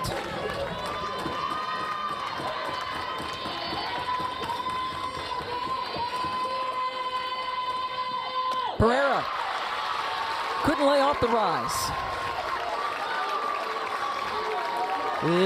Big strikeout for Sandercock to keep it a one-run game. Huge strikeout in a pivotal moment in this game as Florida State sits down by a one-run deficit. They get themselves out of the inning and they pick up the bats. At a place like Clemson, no, it's not easy to build a program, but Valerie Cagle was telling me I was able to be sold on the vision that Coach Rittman had for this program. And I asked him, what do you want people to know about Clemson as a young program? And Mackenzie Clark told me, it's not luck.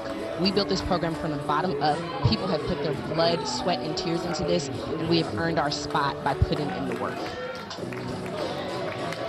And the program history, just the second full season for Clemson. Got to the championship game last year, lost a heartbreaker 1-0 Duke. After winning the regular season in their first full year. And now they are 6 outs away from the championship in this ACC tournament. John Rittman said all he had with his players was dirt and a dream. And they certainly bought in.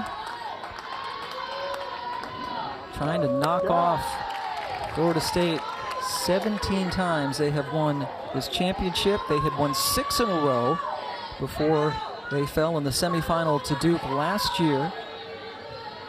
Team that they avenged that loss to yesterday. And when it comes to last season, Coach Rittman said they were able to sneak up on people last year because they were brand new. This season, they had a target on their backs. They set the bar extremely high in their inaugural year, and this year they felt they were pressing to start the season. He scheduled extremely hard. They went They had losses to Texas, Northwestern, Wisconsin, Georgia, and 10 losses in ACC play. They had to come out of the chute against Virginia Tech and Duke. They are the 5 seed in this championship. Waycaser draws the walk. Florida State doing a really good job of getting leadoff runners on.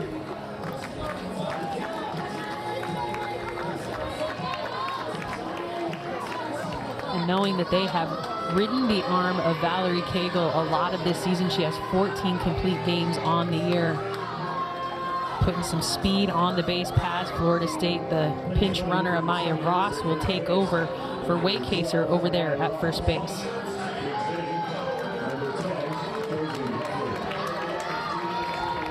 Josie Muffley will pinch hit for Blankenship, the shortstop.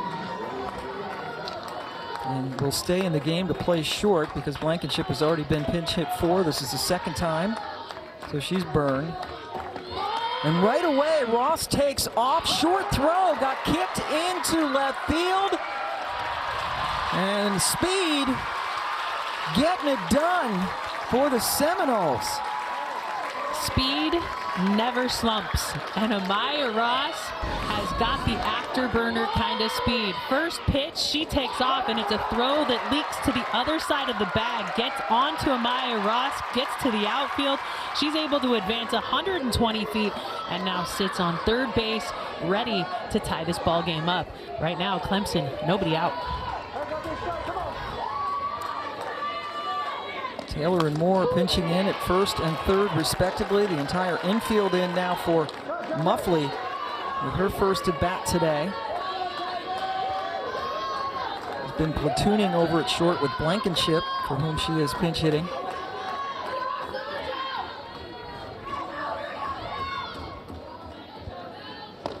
Florida State has left 6 runners on base, including leaving them loaded in the third inning. They scored 3 runs, but also left them loaded, left a pair on in the last inning.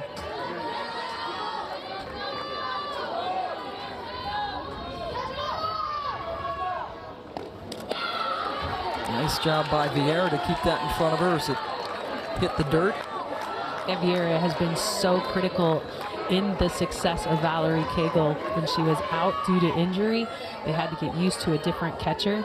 JoJo Hyatt replaced her back behind the dish, but as soon as Vieira was ready to go, she found herself in the everyday starter spot. Muffley got underneath it. Tough run for Moore, who was playing in at third. Well, and even if that ball could have been caught by Moore at third base or Russ out in left, I think that's a good job to let that ball drop, knowing the speed coming down from third would have been hard to overcome as they recovered from a catch that would have taken them into the wall. Another chance for Muffley. Just got a piece of it.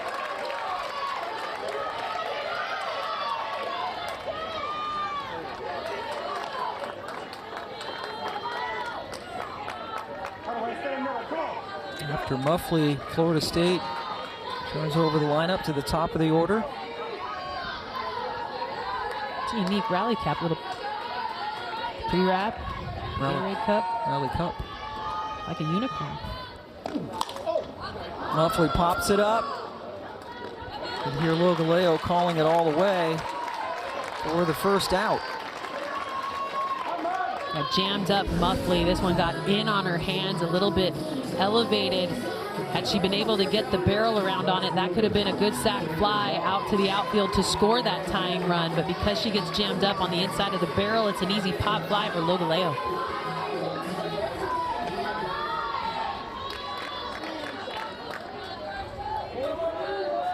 Kaylee Mudge now trying to get the runner home from third.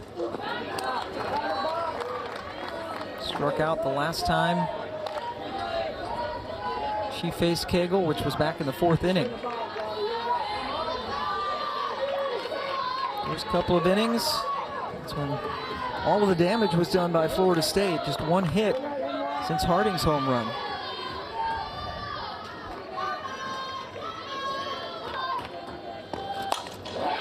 Mudge punches it into short center, running catch by Clark. Here comes the throw, and she is safe.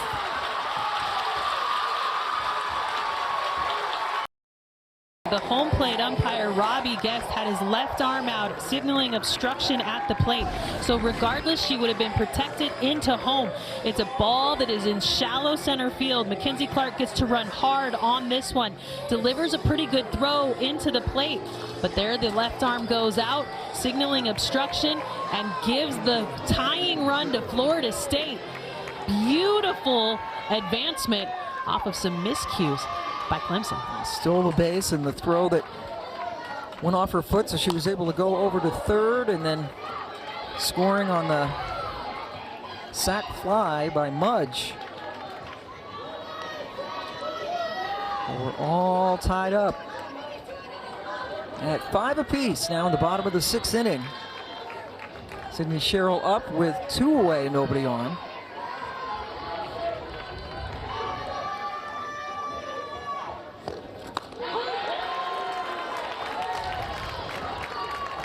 Florida State scoring that run without a hit in this inning.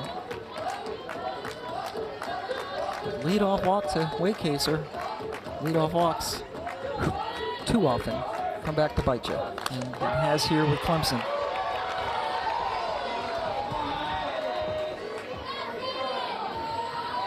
And outside of those first 2 innings, this is traditional championship softball. We saw way too many miscues to lead off the game for both of these teams. Each team committing 2 errors in their first innings out in the field.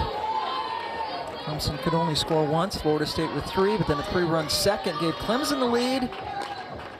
Harding tied it up with her home run in the second. Clemson bounced back on top in the 4th.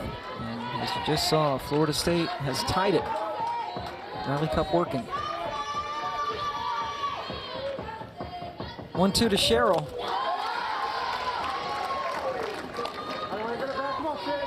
Hillary Cagle about to throw pitch number 99.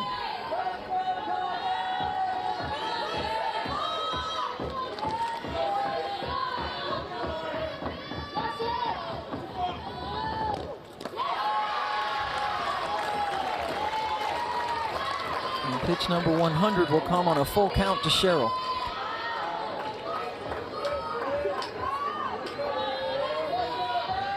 Harding, who has a couple of hits, including a home run, waits on deck for the Noles.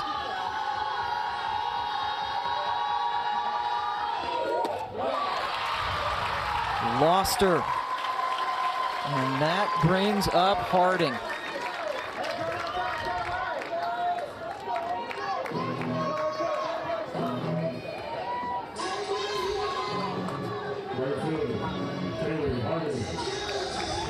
Fifth walk of the day for Cagle. It'll be interesting to see how they pitch Harding here.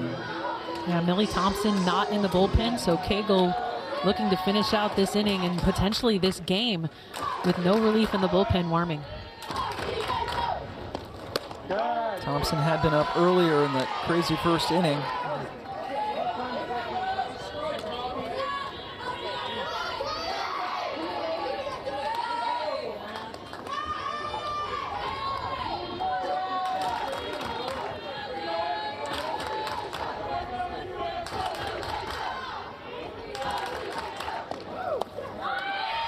Now Sherrill took off with the pitch and slides in safely into second. And yet that slide looks to have produced perhaps an injury to Sherrill at second. Holding on to that left ankle as she gingerly gets to her feet. Lonnie Alameda, the athletic trainer, quickly out. And that's the leg she tucks as she goes in for the slide. Sometimes that ankle can get hooked up as you go down to the dirt.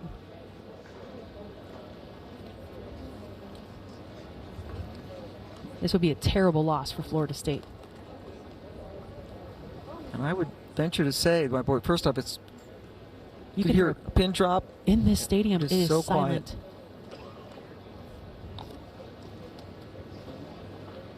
Everybody knows the weight of what's going on out there at second base. Yeah, fans on both sides, good crowd.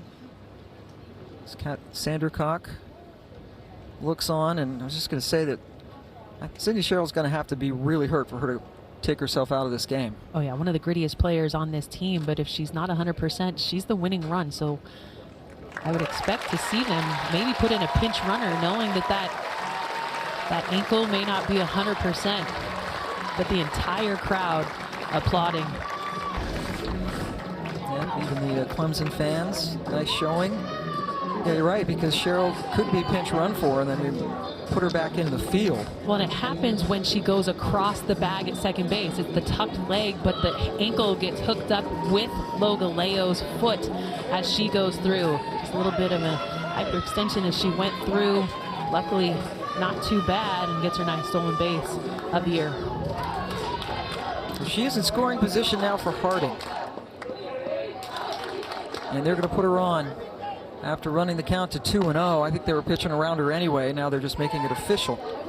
Yeah, as soon as you put a runner in motion and open up first base, that's exactly what I would do to Harding, knowing that she's the hottest hitter in this lineup. Perfect 2 for 2 on the day with the big home run.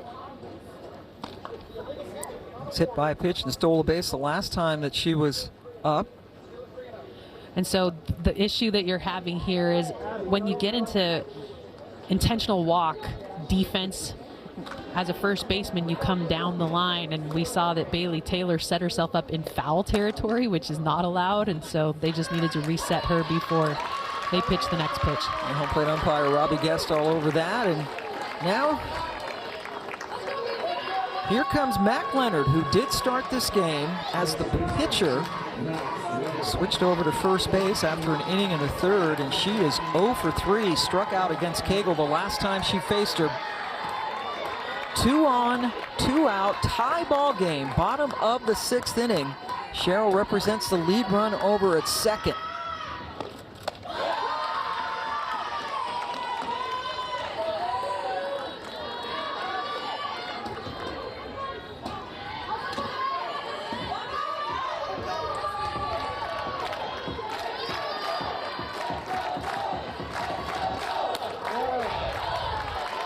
Strike taken by Leonard to even the count at 1-1. Leonard, the transfer from Illinois State, first team all-conference last year, in which he hit .443, and also very productive pitcher for the Redbirds.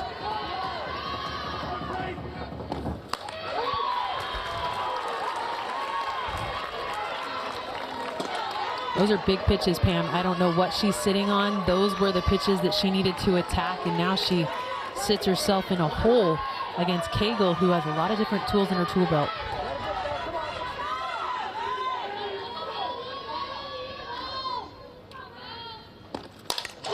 Mac Leonard delivers in a big way on a 1-2 pitch with 2 away, a 3-run shot to put the Seminoles back on top.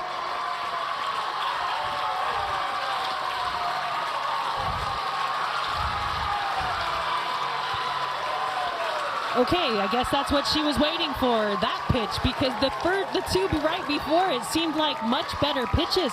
She puts herself in a spot where she has to just react and respond. A ball left up in the zone. It looked as though this one was meant for Mac Leonard to take yards. She leaves it belt high, drives it deep, capitalizes in a 1-2 count, knowing that Valerie Cagle had been delivering much better pitches in that at bat. But in a 1-2 count, back against the wall, 2 outs, comes through in a big way, gives Florida State the 3-run lead. Her 8th home run of the season, coming at a huge point in time. So now Florida State is 3 outs away from winning the championship. Millie Thompson has replaced Cagle in the circle. And now Millie Thompson gets the ball. Yeah, Millie Thompson has been such a good reliever. They've been a great 1-2 punch this season. The sophomore steps in to take over for Valerie Cagle, throwing much slower, throws a fastball in two locations, and also a curveball. But it's that changeup That off speed, a very reliable pitch, trusted in any count. You'll expect to see a lot of speed change coming out of the circle, which will be hard for Florida State to adjust to. Devin Flaherty, the first batter she faces. Taps it towards Logaleo, throws over to end the inning, but Florida State puts up 4 big runs, capped off by the 3-run shot by Leonard.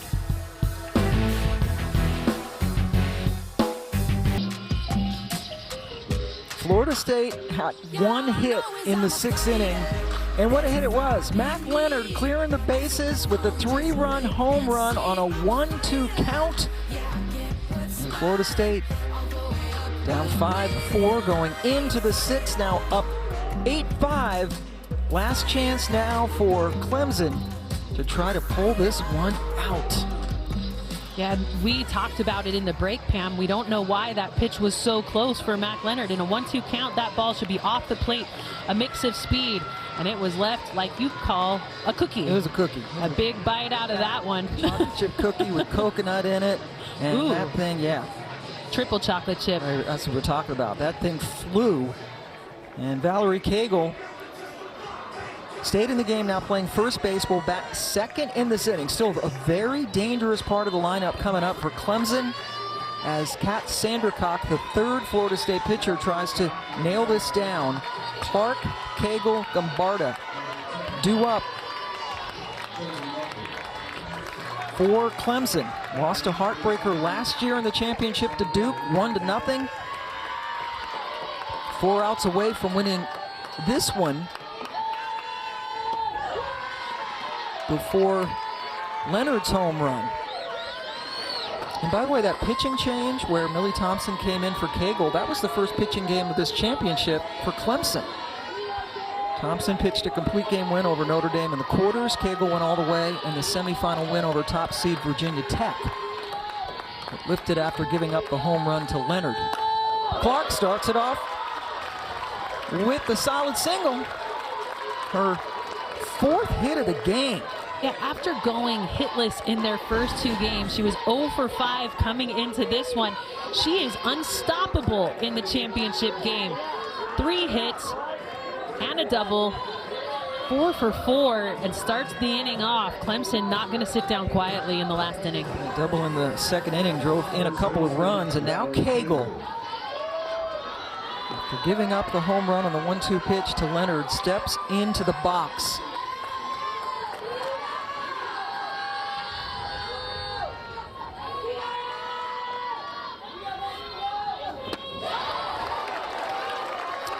She's been going after a lot of first pitches today. Yeah, and in this moment, I know that feeling of wanting to change the complexion of a game in one swing, and while she can, it won't get the win. So right now, stringing base hits together, not getting outs up on the board, putting pressure on the defense. Sydney Sherrill down the line, way off again in the 5-6 hole.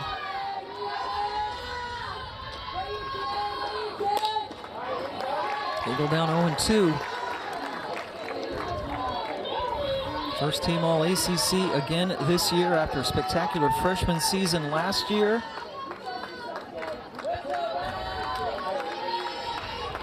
Got their thoughts together. Yeah, you know that they're going to be jamming up Cagle because Sherrill is so far off the line over there at 3rd base. What that tells you as a hitter is they're not giving you the outside pitch. Get ready to turn on it.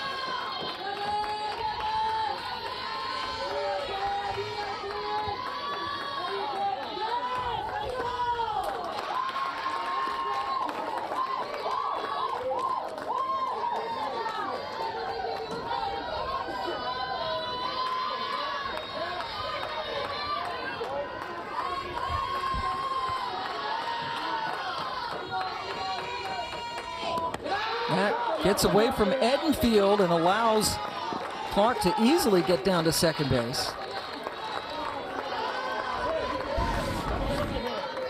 Ball in the dirt, you know that Edenfield's going to be able to block it up. It gets so far away. Clark responds quickly. Good advancement, puts herself in scoring position. Cagle just needs to respond by punching one through the infield. 1-2 pitch now after the wild pitch sent Clark to 2nd.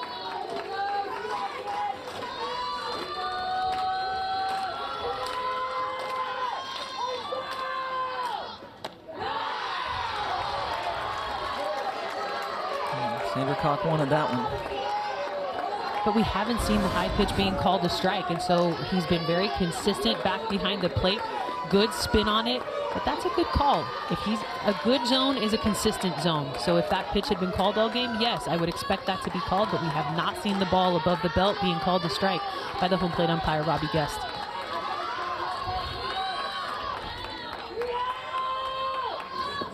Two-two, right back to Sandercock. Clark stays put at second. First out of the 7th.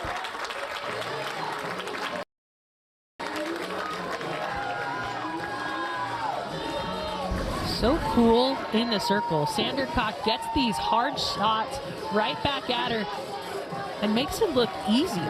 Never gets rattled in the circle. We've seen her pull her glove away from balls that she knows her defenders behind her will go ahead and grab, but makes that one look like she did it in her sleep. Yeah, we've seen quite a few comebackers to Sandercock this weekend, and she has fielded them all very nicely, and as you said, making the right decision on ground balls that her very good infielders have a better chance with. And now Marissa Gombarda looking for her first hit today.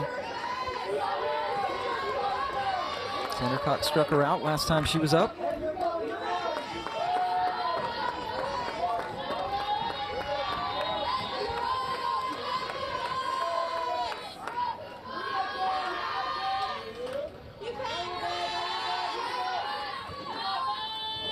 Gombarda hit Sandercock with that liner off her bat, rolled into foul territory, and Edenfield had to chase it down. Yeah, that ball sharply hit right off of the leg of Sandercock, and the rebound takes it almost to the dugout of Clemson, and because of that, you saw the Edenfield behind the plate go to it. Sandercock from the circle went to it. Also, the first baseman Leonard was going for it, which left home open. They realized it quickly, retreated to it, but now runners on the hot corners for Clemson, and the defense for Florida State comes together to just rally around each other. They've got the #1 fielding percentage in the country. That one was a hit right back at Sandercock, but Clemson threatening.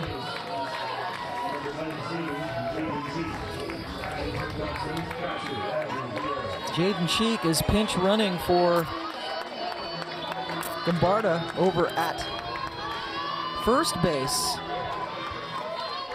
Abby Vieira representing the tying run. She swings at the first pitch. Cheryl shades her eyes. 2 away.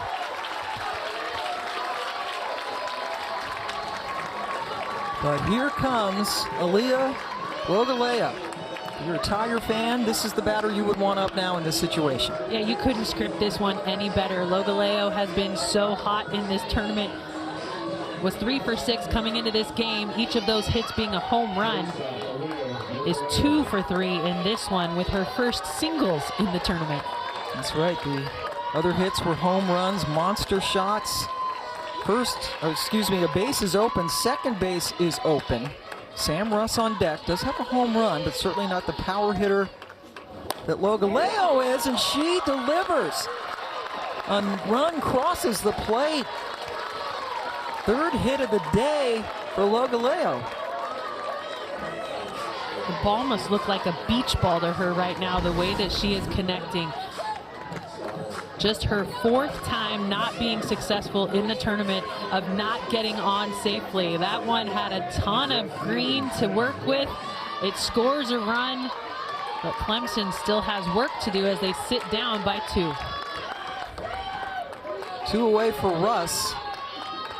There's a couple of hits today, including the home run off Daniel Watson, the second Seminole pitcher of the day. That was back in the 4th inning.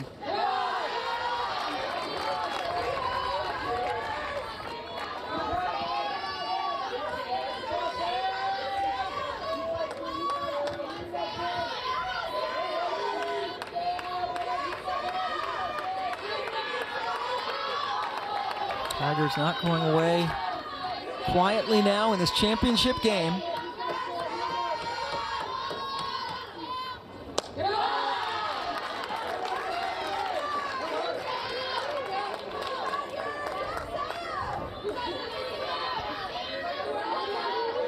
Pinch runner Jaden Cheek over at second. Logaleo, who just had the RBI single, at first. Catherine Sandercock trying to nail this down and pick up another championship for the Seminoles. And it is in the books. Squeezed by the shortstop Muffley, and Florida State comes from behind to win 8-6. ACC Championship number 18. The perennial powerhouse back on top. Florida State Seminoles coming away with number 18 in terms of championships. They fell short last season with an offense that just couldn't get rolling, that found themselves in the postseason. But this year, much more complete team has found its way back on top of the championship pedestal. Huge win for Florida State and sets themselves up nicely, rolling into the postseason. Out hit by Clemson 10-6, but it was that 3-run home run with 2 outs on a 1-2 count by Mac Leonard that sends them some more hardware down there in Tallahassee. And for the second straight year, Clemson has lost a heartbreaker in the ACC Championship game. Sandercock coming in to nail it down. And is a great effort by Valerie Cagle in the circle for Clemson. Just that 1-2 count mix-up with a ball left too close to the zone on a hitter that had not been hot in this tournament. Matt Leonard found the right spot to come through and gets Florida State the win with that big home run jack. Let's go down now to Jalen Johnson, who's with a bunch of happy Seminoles. Mac Leonard, congratulations on this. You transfer in to Florida State this year, and it's your bat that puts you guys on top to win the ACC Championship. How does this moment feel for you? It honestly feels so phenomenal because this team has worked so hard, and I know just how bad every single one of us wanted, and every single one of us emptied our gas tank for this game, and I'm just so insanely proud of this team. Team 39, I love them, and I'm so proud of us. I'm elated right now. You guys have joked all year that if you put us on ESPN, we're going to give you a show. What is it about this team that you guys can come up so clutch? I think it's just every single one of us really buys into everything we do. Like, it doesn't matter which one of us in the lineup it's going to be. Like, every single game, like you've seen Sid walk it off. Michaela's had her big moments. Kalei, Mudge, Dev. And today, like, yeah, it was me, but that moment, like, we always talk about, like, you could be 0 for 4, like I was 0 for 4, and then Coach always says, like, stay in it, because that last at-bat could be the one that changes the game, and that's just what happened. So I was just taking a team at-bat, and I was doing it for my team, and I'm just glad. I'm just happy. Now, we got Selection Sunday tomorrow, but what does it mean taking this momentum into the rest of the postseason? Just as a team, I think we know that we can trust our stuff and know that, like, one swing can change a game. Do what we can do and just keep fighting every single game, every single pitch, and stay in it one pitch at a time for every game. Well, thank you, Mac. You guys have been fun to watch. Congratulations on the championship. Congratulations to Florida State coming away with an ACC championship, coming off of a year where they found themselves just short of a Women's College World Series national championship. They look to set themselves up for a good postseason run and get themselves back with an opportunity to win a national championship. We will see where they go, along with Clemson in the selection show coming up tomorrow. Florida State wins it 8-6. 4 runs in the bottom of the 6th, highlighted by that 3-run shot by Mac Leonard, the Illinois State transfer for Jenny Dalton-Hill and Jalen Johnson, the rest of our amazing crew here in Pittsburgh. I'm Pam Ward. We say so long